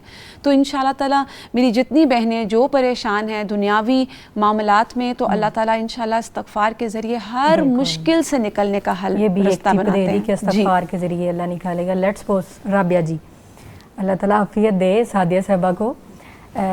اگر آپ جاتی ہیں عیادت کرنے کے لیے, آپ کا کیا طریقہ ہوگا؟ آپ کس طریقے سے جائیں گی سعدیہ صاحبہ کی عیادت کے لیے؟ اللہ تعالیٰ سعدیہ کو زندگی صحت و سلامتی دے. میں تو جاؤں تو میں سب سے پہلے سعدیہ کو گلے لگا لوں, کیونکہ یہ میری اسٹوڈنٹ بھی ہے, یہ مجھے بہت پیارے میرے لوگ ہیں. لیٹس سپوز آپ مجھے لے لیں تو میں آپ کو بھی گلے لگا لوں گی, کیونکہ آپ سے بھی تعلق ہے. مومن کا تو آپ دیکھیں نا, مومن کا تو آپس میں دلی تعلق اللہ کی ذات ہوتی ہے نا, جو اللہ کی خاطر ملتے ہیں, اللہ کی خاطر جدا ہوتے ہیں, پھر ان کے لیے تو بہت زیادہ وہ اجر ہے. اور پھر وہی بات ہے کہ جاتے ساتھ ہی مل کے پیار کر کے ان کو پازیٹیو, کچھ بھی نہیں ہے, اللہ تمہیں ٹھیک کرو. میں بار بار دیکھیں کتنی دفعہ میں نے وہ حدیث کے الفاظ بولے, لا بأس, تو وہ اتنے خوبصورت الفاظ ہے, غم ہی نہ کرو, دیکھنا اللہ نے ٹھیک کر دینا. نہیں, عیادت میں یہ بھی چیز شامل ہے کہ جس کی عیادت کے لیے جانا ہے اس کے لیے کچھ لے کے بھی جانا ہے. جی بالکل لے کے جانا چاہیے. اور پھر تھوڑی امپورٹنٹ چیز ہے نا, کچھ نہیں لے کے آ رہی. آپ دیکھیں کہ امپورٹنٹ چیز یہ, آپ نے بہت اچھا ذکر کروا دیا اس کا. امپورٹنٹ چیز یہ کہ آپ اس میں اتنی وہ آرٹیفیشل شوگر والے کیکس کے بجائے آپ ان کے لیے ہیلدی چیز, اور سب سے امپورٹنٹ چیز میں پھر کہوں گی یہ تحفہ لے جائیں. جس کے لیے جائیں آپ, یہ تحفہ یہ اس کے لیے بہت امپورٹنٹ ہوگا. شفا کی دعاؤں کے کارڈز ہیں الہدا کے, شفا کی دعاؤں کی کتاب ہے, ایسی چیز جو اس مریض کو فائدہ دے. تو ان چیزوں کا ضرور تو آپ مجھے دم نہیں کریں گی؟ جی بالکل دم بھی کروں گی انشاءاللہ تعالیٰ. لیکن وہی بات ہے کہ اس میں ہے کہ رقیہ کے بارے میں بھی کہا جاتا ہے کہ رقیہ کو طلب نہیں کرنا چاہیے. نبی کریم صلی اللہ علیہ وسلم نے بھی اسی طرف رہنمائی کی نا, کہ حضرت عائشہ بھی آپ صلی اللہ علیہ وسلم پر رقیہ کرتی تھی, دم کرتی تھی اور خود سے کرتی تھی. اس کو طلب نہ کریں, لیکن اگر کوئی طلب کرتا ہے تو اس کو منع بھی مت کریں, اس کو دم کریں. جیسے کوئی کہے کہ مجھے فلاں کے رقیہ سے مجھے بہت آرام آتا ہے, رقیہ شریعہ نہ بھی کریں تو آپ سورۃ فاتحہ کا دم بالکل بالکل ایسے ہی ہے. اور پھر اس میں سنت مسنون طریقہ کیا ہے کہ 7 مرتبہ وہ دعا پڑھیں اور مریض کے جسم پہ ہاتھ پھیریں, تو یہ تو خود بخود رقیہ ہو گیا. بہترین بہترین. جی سعدیہ صاحبہ آپ فرمائیے گا, ایک تو طریقہ مجھے رابعہ صاحبہ نے بتا دیا ہے, لیکن آپ سے میں یہ کوشچن کرنا چاہوں گی, کیا ایک صحت مند انسان جو ہے, انسان بھی حفاظت اور عافیت کے لیے دعائیں پڑھ سکتا ہے, کہ خالی بس وہ اسی پہ اکتفا کرے گا کہ میں نے بس جی دعا کھا لی ہے تو میڈیسن لے لی ہیں اسی پہ, اٹس اوکے؟ نہیں, بالکل پڑھنی چاہیے, بلکہ بار بار پڑھنی چاہیے. اسلامی تعلیمات کا تو مزاج ہی یہی ہے کہ صرف انسان بیماری آنے کا انتظار نہیں کرتا, بلکہ وہ صحت کی حالت میں بھی دعائیں مانگتا ہے, سلامتی کی, عافیت کی اور شفا کی. آپ دیکھیں اگر کوئی انسان چاکلیٹ کھا رہا ہے اور وہ اس کا ذائقہ محسوس نہیں کرتا تو ہم کہیں گے وہ بیمار ہے. اب ایک انسان ہے, اس کے سامنے اس کو بتایا جا رہا ہے کہ قرآنی آیات ہیں, اسماء حسنہ ہیں, اس کے ڈیلی اذکار ہیں جو اس نے پڑھنے ہیں, اور اب وہ ان سے فائدہ نہیں اٹھا رہا, تو ایسا شخص تو پھر روحانی بیمار ہے نا. تو اسلام تو ہمیں کہتا ہے کہ عافیت جو ہے اس کی اختیار کرو, اور آپ صلی اللہ علیہ وآلہ وسلم نے بھی اللہم انی اسألک العفو والعافیہ ہمیں یہ دعا سکھائی ہے. اور پھر آپ دیکھیں یہ جو ورلڈ ہیلتھ آرگنائزیشن کی ایک تحقیق ہے, اس میں سالانہ more than 3 ملین لوگ صرف غلط علاج اور ان سیف ڈرگ سے مر جاتے ہیں. ان کو بھی پتہ ہی نہیں چلتا کہ ان کو کوئی بیماری تھی بھی کہ نہیں تھی. عافیت تو نہ ملی نا, سلامتی تو نہ ملی. اور پاکستان میں 5 لاکھ لوگ یہ غلط پریسکرپشن اور غلط ڈاکٹرز کے پاس جا کے ہلکا نزلہ زکام ہوتا ہے اور پتہ نہیں کون سی بیماری ان کو, جی بالکل, اور جو بھی وہ دیتے ہیں, لیکن گئے تھے وہ دوا اور علاج کرانے, نہ عافیت ملی نہ صحت ملی. تو جی بالکل, جیسا ہم نے استخارے کی دعا کو کچھ مخصوص موقعوں کے لیے رکھا ہوا ہے, تو اگر آپ نے بہتر ڈاکٹر کے پاس بھی جانا ہے تو آپ استخارہ کی دعا پڑھ کے جائیں گے, اللہ سبحانہ تعالیٰ ہمیں صحیح جگہ پر لے کے جائیں. اچھا فرح صاحبہ, آپ مجھے بتائیے گا کہ جو دعا ہے وہ انسان کے ذہن کے اوپر کس طرح سے اثرات جو ہے مرتب کرتی ہے, نفسیات اس کے بارے میں کیا کہتی ہے؟ دیکھیں جو دعا ہے بیسیکلی وہ ہمیں, جیسے میں پہلے بھی بات کر چکی ہوں, کہ فزیکل ایک تو ویل بینگ ہے نا ہماری, اور مینٹل ویل بینگ ہوگی آپ وہ ہیں جو آپ سوچتے ہیں. اگر ہمارا ذہن سٹرونگ ہوگا تو ہم ویسے ہی اچھے ہوں گے. اور یہ تو آپ کو پتہ ہے کہ ہم ڈسکس کرتے ہیں کہ کسی بھی انسان کے لیے اس کے عقائد, اس کی شخصیت, وہ کس بیک گراؤنڈ سے آیا ہے, اور وہی والی بات ہے کہ وہ دعا کو کتنی امپورٹنس دے رہا ہے. ابھی جیسا بات ہو رہی تھی اسی بات کو میں کنٹینیو کروں گی. آپ کسی ڈاکٹر کے پاس جا رہے ہیں اور آپ اس کے ساتھ جا رہے ہیں کہ ڈاکٹر ہی میرا علاج کرے گا, یا آپ کسی ڈاکٹر کے پاس جا رہے ہیں اور آپ کے اندر ایک نیگیٹو تھنکنگ ہے, تو آپ کے ذہن سازی تو آپ کی ہو گئی. یا آپ یہ دعا کر کے جا رہے ہیں کہ آپ نے دعا استخارہ کی اور آپ ڈاکٹر کے پاس گئے ہیں اور آپ نے کہا کہ میں نے اللہ کے حوالے اپنے آپ کو کر دیا, تو آپ کی وہ بھی آپ کی ذہن سازی ہوگی. تو جو آپ کا ذہن ہے وہ آپ کو بتا رہے کہ آپ کیا کر رہے ہو، اور وہ ذہن کیا ہے جو آپ سوچ رہے ہو. کہتے ہیں نا اللہ سبحانہ تعالیٰ سے حسن ظن رکھنا چاہیے، اور حسن ظن بھی عبادت ہے. تو جب ہم دعا کی بات کرتے ہیں، جب ہم ذہن سازی کی بات کرتے ہیں، تو ذہن اور حسن ظن، ہماری ذہنیت اور اچھی ذہنیت اور اچھا حسن ظن، وہ سب کنیکٹڈ ہے دعا کے ساتھ. اور حسن ظن یہ سوچ کے کہ میں نے اللہ تعالیٰ سے دعا کر دی، اپنے آپ کو اللہ کے حوالے کر دیا ہے، تو آپ خود سوچیں کہ آپ کی وہ مینٹل ویل بینگ کتنی ہو جائے گی. ابھی جیسا میں آج کل نوجوان نسل کی بات کر رہی ہوں کہ اگر آپ مینٹلی طور پر آپ اس طرح آپ کی ذہن سازی اچھی نہیں ہوئی، آپ کو معاشرہ وہ نہیں دے رہا جو آپ لینا چاہ رہے ہیں، تو آپ پھر وہی والی بات آ جاتی ہے کہ آپ معاشرے کو آگے سے کیا دیں گے. آپ کے ذہن میں ہی انتشار ہے، آپ کا ذہن میں انتشار ہوگا تو وہ جیسا میں پہلے بھی ڈسکس کر چکی ہوں کہ آپ کا باڈی کے وہ جو شوگر لیولز ہیں، آپ کے ہارٹ بیٹس ہیں، آپ کا سب کچھ جو ہے وہ آپ کا کنیکٹڈ ہے آپ کے دل اور آپ کے دماغ سے. تو ہماری ذہنیت اتنی ہو، ہم اتنے صاف ہوں، ہمارے دل کی بیماری جیسا ابھی ڈسکس کر رہی تھی رابعہ کہ ہمارے اندر جو بیماری ہے وہ صرف جسمانی نہیں ہے، ہماری روحانی بیماری، ہماری دل کی بیماری، ہماری ذہن کی بیماری، وہ سب ہم کو افیکٹ کر رہی ہے. اور کئی دفعہ ہم جسمانی طور پہ بیمار نہیں ہوتے، ڈاکٹر کو سمجھ نہیں آ رہی ہوتی، لیکن ہم دل سے بیمار ہوتے ہیں، ہم اداس ہوتے ہیں اور ہمیں سمجھ نہیں آ رہا ہوتا. ہم مینٹلی طور پر ہم ایگزاسٹ ہو چکے ہوتے ہیں، ڈاکٹر کو سمجھ نہیں آ رہا ہوتا کہ روز شام کو بخار کیوں ہو جاتا ہے، ڈاکٹر کو سمجھ نہیں آ رہا ہوتا کہ کیوں لیتھارجک ہے. اور جب ہمارے پاس مریض سائیکیٹرسٹ کے پاس آتے ہیں تو پتہ چلتا ہے کہ وہ تو مینٹلی طور پہ اتنا ایگزاسٹ ہو چکا ہے. جیسے آپ بات کریں نا ذہن کی بات، پھر آپ کئی دفعہ آپ ڈپریس ہوتے ہو، وہ ڈپریشن سے، اور آج کل جو ہمارا سب سے بڑا نوجوان نسل میں مسئلہ آ رہا ہے وہ پینک اٹیکس اور ایک ڈپریشن ہونا، آپ کو وہ نہ ملنا جو آپ نے ذہن میں سوچ لیا تھا. ہمارا دین ہمیں سکھاتا ہے دل سے دعا کرنے کا، اور ہمارا جو آج کل سوسائٹی ہمیں سکھا رہی ہے کہ آپ جو ہے نا لاجک سے سوچو. تو دعا تو آپ کو کس پہ ڈیپینڈ کرنے پہ بتاتی ہے؟ اللہ سبحانہ تعالیٰ پہ. لیکن اگر آپ ذہن سازی میں سوچیں گے تو ذہن تو کہے گا نہیں نہیں آپ نے خود کرنا ہے، تم خود کرو گے، تم خود ڈاکٹر ڈھونڈو گے، تم ڈاکٹر کو چیٹ جی پی ٹی سے پوچھو تمہیں کیا ہوا ہے، تم گوگل سے پوچھو کیا ہوا ہے. لیکن ہمارا دل کیا بتا رہا ہے؟ ہمارا دل کہہ رہا ہے کہ دعا استخارہ کریں، اور ڈاکٹر کے پاس اتنی پیاری دعا. اور جس سے ابھی شفا کی دعاؤں کی بات ہو رہی تھی، آپ کو پریشانی ہے. چیٹ جی پی ٹی آج کل بہت سے لوگ ایسے ہیں پریشان ہوتے ہیں، انہوں نے اس کو دوست بنایا ہوا ہے، وہ ڈالتے ہیں کہ مجھے یہ مسئلہ ہے تو مجھے بتاؤ بھی مجھے کیا کرنا چاہیے، ایسے کرنا چاہیے، لینے چاہیے مشورے. یہ آپ کو پتہ ہے ایگزامپلس یہ مل چکی ہیں کہ چیٹ جی پی ٹی بچوں کو، بڑھ کے بزرگوں کو بھی خال میں خالی وہ آپ کو بات کرتے کرتے کرتے کرتے وہ آپ کو سوسائڈل اس میں اٹیمپٹ تک لے جاتا ہے. کیونکہ وہ آپ کو وہ جان رہا ہوتا ہے. خاص طور پہ یہ کچھ واقعات ریکارڈ ہو چکے ہیں بچوں میں، اور کچھ بزرگ جو گھر میں اکیلے رہتے تھے وہ ان کو اپنا دوست بنا لیتے ہیں چیٹ جی پی ٹی کو، وہ کرتے کرتے وہ آپ کو سوسائڈل اٹیمپٹ تک لے جاتا ہے. اور ہمارا دین ہمیں کیا سکھاتا ہے؟ اللہ کے ساتھ کنیکٹڈ رہیں. وہ جیسا میں پہلے بھی کہہ چکی ہوں، انا معاشقو بسی و حسن اللہ. اور میرا خیال ہے کہ اپنے آپ سے چیٹ جی پی ٹی سے بات کرنے کے بجائے نا، جیسا وہی والی بات ہے کہ آپ کسی کے لیے تیمارداری کے لیے جا رہے ہیں، شفا کی دعائیں ساتھ لے جائیں. اس سے کہ آپ بک سے دعا 2 دعائیں پڑھ لیں، دل پریشان ہو رہا ہے دوبارہ کتاب کھولیں 3 دعائیں پڑھ لیں، آپ کا ڈپریشن بھی کم ہو جائے گا. آپ کی اللہ سبحانہ تعالیٰ پہ وہ جو ایک ہے نا، اللہ سبحانہ تعالیٰ پہ آپ کی وہ جو امید ہے، آپ کا وہ جو اللہ تعالیٰ سے حسن ظن ہے، وہ بھی آپ کا ساتھ شروع ہو جائے گا. ایک میں اس میں بس ایک صحابیہ کا ذکر کر دوں، حضرت خنسہ بنت تمازر. ان کے ہاں جب جنگ باعث ہو رہی تھی تو ان کے بھائیوں کی اس میں جنگ میں وفات ہو گئی، تو وہ بہت زیادہ ڈپریشن میں چلی گئی، شعر و شاعری کرنے لگ گئیں، اور کہتے ہیں کہ وہ اس طرح گلیوں میں پھرا کرتی تھیں. بعد میں وہ مسلمان ہوگی لیٹر. اور جب مسلمان ہونے کے بعد ان کے ایک جنگ میں ان کے ہسبینڈ کی بھی اور ان کے بیٹوں کی، اگر میں غلط نہیں تو شاید 4 بیٹوں کی ایک ہی جنگ میں ان لوگوں کی پوری فیملی کی وفات ہوگی. تو اس وقت انہوں نے الحمدللہ کہا. وہ جو آپ کا وہ جو ایک ہوتا ہے نا کہ آپ کی ذہن سازی، کہ وہ ایک ذہن جو مسلمان ہونے سے پہلے آپ کو وہ پراگندہ خیال آپ پھر رہے، اور آپ اپنے بھائیوں کی موت کو اس طرح لیا نہیں ہے. اور جب اللہ سبحانہ تعالیٰ نے آپ کو دین دیا، دعا دی، ایک پازیٹیوٹی دی، حسن ظن دیا، تو آپ اسی اتنی بڑی تکلیف پہ آپ الحمدللہ کہہ کے آپ گزر جاتے ہو. اصل بات یہ بھی نا، ایمان لانے کے بعد آپ کی ٹریننگ جو ہوتی ہے. میں اس پہ ایک بات کرنا چاہوں گی جو فرح نے بات کی، اسی لیے ہمیں صبح شام کی دعاؤں میں ایک دعا سکھائی گئی، رضیت باللہ ربا. اور آپ دیکھیے کہ بعض اوقات ہم ایک اور پوائنٹ اس میں چلتے چلتے ایڈ کرتے جائیں، بعض اوقات آپ نے بہت دعائیں کی ہوتی ہیں لیکن مریض شفا یاب نہیں ہو پاتا آپ کا، یا بعض اوقات آپ کی بیماری طویل تر ہی ہوتی جاتی ہے، زیادہ ہی ہوتی جاتی ہے. تو اس میں آپ اس بات کو نا، اس دعا کو ذہن میں رکھ لیں کہ اللہ نے میرے لیے ایسے ہی آزمائش رکھی تھی. جیسے آپ کو پتہ ہے نا وہ عورت جو نبی کریم صلی اللہ علیہ وسلم کے پاس آئی تھی اور اس نے کہا تھا کہ مجھے مرگی کا دورہ پڑتا تو میرا سطر کھل جاتا ہے. صحیح بات. تو آپ صلی اللہ علیہ وسلم نے کہا تھا یا تم صبر کر لو یا میں دعا کر دیتا ہوں تمہارے لیے. اور تو پھر اس نے کیا چوائس کی تھی کہ میں صبر ہی کروں گی.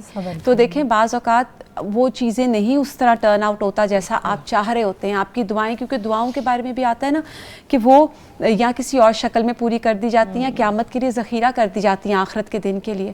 تو ہمیں نہیں یہ چیز پتہ, اس میں پھر ہمیں اس چیز کو نہ رضیت باللہ ربن کہ اگر کوئی تکلیف آ گئی ہے اور وہ جا ہی نہیں رہی ہے, آپ نے بہت دعائیں کی ہیں, کیونکہ بہت سی میری بہنیں جو ہیں وہ یہ کہتی ہیں ہم نے اتنی دعائیں کی ہیں, ہم نے اتنی عبادت کی ہے, لیکن میری مشکل مصیبت دور ہو ہی نہیں رہی. تو اس میں اگر آزمائش لمبی ہو گئی ہے تو یہ یاد رکھیں کہ اللہ نے اس سے بھی آپ کے درجات بڑھانے, اللہ کے ساتھ آپ پازیٹیو رہیں اس میں, اور اللہ سے راضی رہیں, اللہ کی ہر چیز میں راضی برضا رہیں. رب صاحبہ جو دعائیں قبول نہیں, کل قیامت کو جب وہ دکھایا جائے گا تو انسان دیکھے گا اور وہ یہ حسرت کرے گا کہ میں دنیا میں میری کوئی دعا قبول ہی نہ ہوئی. بالکل, تو یہ چیز بھی اس کا ایک ایسپیکٹ ہے, کیونکہ بہت سے لوگ یہ سوچتے ہیں اچھا آپ تو دعاؤں کی بات کریں تو ہماری تو جو شفا ہے وہ نہیں ہوئی اس سے, تو وہ اللہ نے جس طرح, اگر اللہ نے وہ تقدیر میں نافذ کر دیا ہے تو وہ اس پہ تو پھر انسان کچھ نہیں کر سکتا نا, کہ اس میں نہیں تبدیلی آ سکتی. میرا پرسنل ایکسپیرینس ہے کہ آخرت کا اجر تو ہے, لیکن آپ کئی دفعہ بہت سارے دعائیں بھی کی, صدقات بھی کیے کسی چیز کے ٹل جانے کے, اور وہ چیز آپ سے نہیں ٹلتی ہے. بیماری کا ذکر کر رہی ہوں,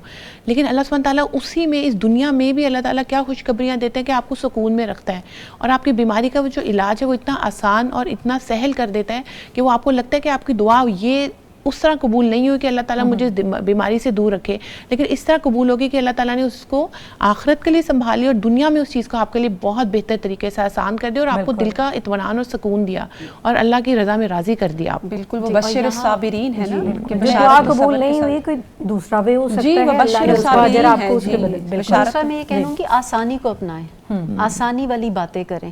ہم بیٹھ جاتے ہیں, کوئی بیماری آتی ہے, لمبے لمبے وظیفے 1.5 لاکھ دفعہ, نہیں, یہ کہیں سے ثابت نہیں ہے. آسانی والی چیزیں پکڑیں اور دل سے کریں, پھر آپ دیکھیں شفا کا عمل کتنی تیزی سے ہوتا ہے, اور بیماری کا انتظار نہ کریں, صحت کو بھی عافیت سمجھو اور اس میں بھی شفا کی دعائیں کرتے رہیں, تو اللہ تعالیٰ آگے آنے والی بلاؤں کو جو ہے وہ ٹال دیتے ہیں. چھوٹی سی ایک میسیج, جیسے بھی سعدیہ بھی کہہ رہی تھی نا, تو میں یہی کہوں گی کہ دعاؤں کو اپنے ساتھ جوڑیں, اور دعاؤں کے ترجمے کو ذہن میں رکھ کر, اور ترجمے کے ساتھ اللہ سے کنیکشن جوڑ کے, اور اسماء الحسنہ کے ساتھ اللہ تعالیٰ کو پکاریں. اور اللہ تعالیٰ کا پلیز, اللہ کو پکارنا کوئی میکینیکل نہیں ہے کہ آپ بہت خصوصی اہتمام کریں گے تو اللہ کو پکاریں گے. آپ چلتے دیکھیں, حضرت موسیٰ نے کہا تھا ربی انی لما انزلت الی من خیر فقیر, تو کیا انہوں نے کوئی جائے نماز بچھائی تھی, مصلی پر بیٹھ کے انہوں نے کافی نمازیں پڑھی تھیں, اس کے بعد ان کی یہ دعا قبول ہوئی تھی, دیر اینڈ دین ہو گئی تھی, اور وہ کیسے کتنی مشکل حالت میں انہوں نے یہ دعا کی تھی.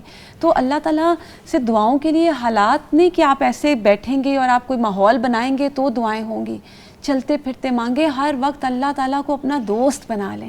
اللہ ولی الذین آمنوا یخرجہم من الظلمات الی النور. تو اللہ دوست ہے, اللہ ولی ہے, اللہ سنبھالنے والا ہے مومنین کا, وہ نکال لیتے ہیں اندھیروں اور پریشانیوں سے روشنیوں کی طرف دھکیلنے والا ہے. جی سعدیہ صاحبہ. جی میں بھی بالکل یہی کہوں گی, رب سے جڑ جائیں, اس سے بڑی اور کوئی بات ہو ہی نہیں سکتی.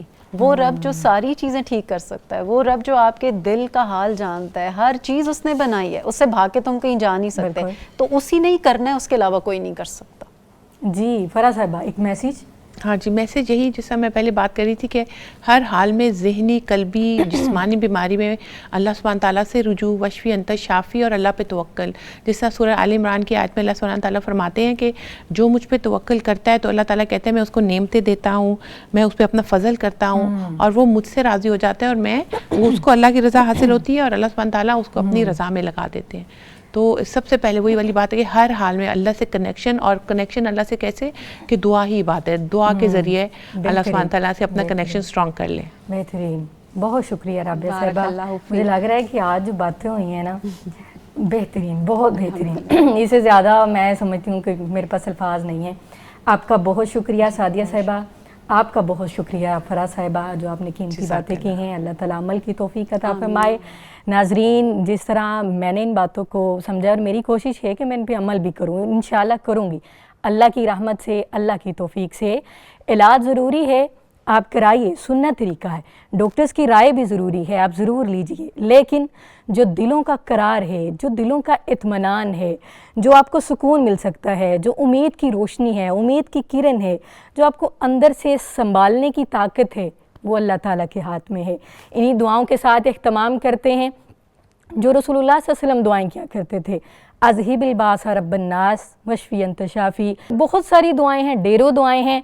इन दुआओं के साथ इख्तिताम करते हैं कि जो भी परेशानियां हैं, जो भी मुश्किलात हैं, अल्लाहुम्मा इन्नी नऊज़ु बिका मिनल हम्मी वल हज़नी वल कसली वल बुहली वल जुबनी व ज़लाई देनी व गलबतिर रिजाल अल्लाहुम्मा ला सहला इल्ला मा जअलतहु सहलन व अंत तजअलुल हज़न इज़ा शिअत सहला। अल्लाह सारी परेशानियां दूर करे, अल्लाह सारे गम दूर करे। मुश्किलात में हैं, परेशानियों में हैं, उम्मीदें जो हैं वो टूट चुकी हैं, अभी उठिए, मुसल्ले पे बैठ जाइए, दुआ करिए, हाथ उठाइए और दुआ के ज़रिए शिफा पाइए। मिलते हैं अगले जुम्मतुल मुबारक को। अपनी मेज़बान अतीका बशीर को इजाज़त दीजिए। अस्सलामु अलैकुम व रहमतुल्लाहि व बरकातहू।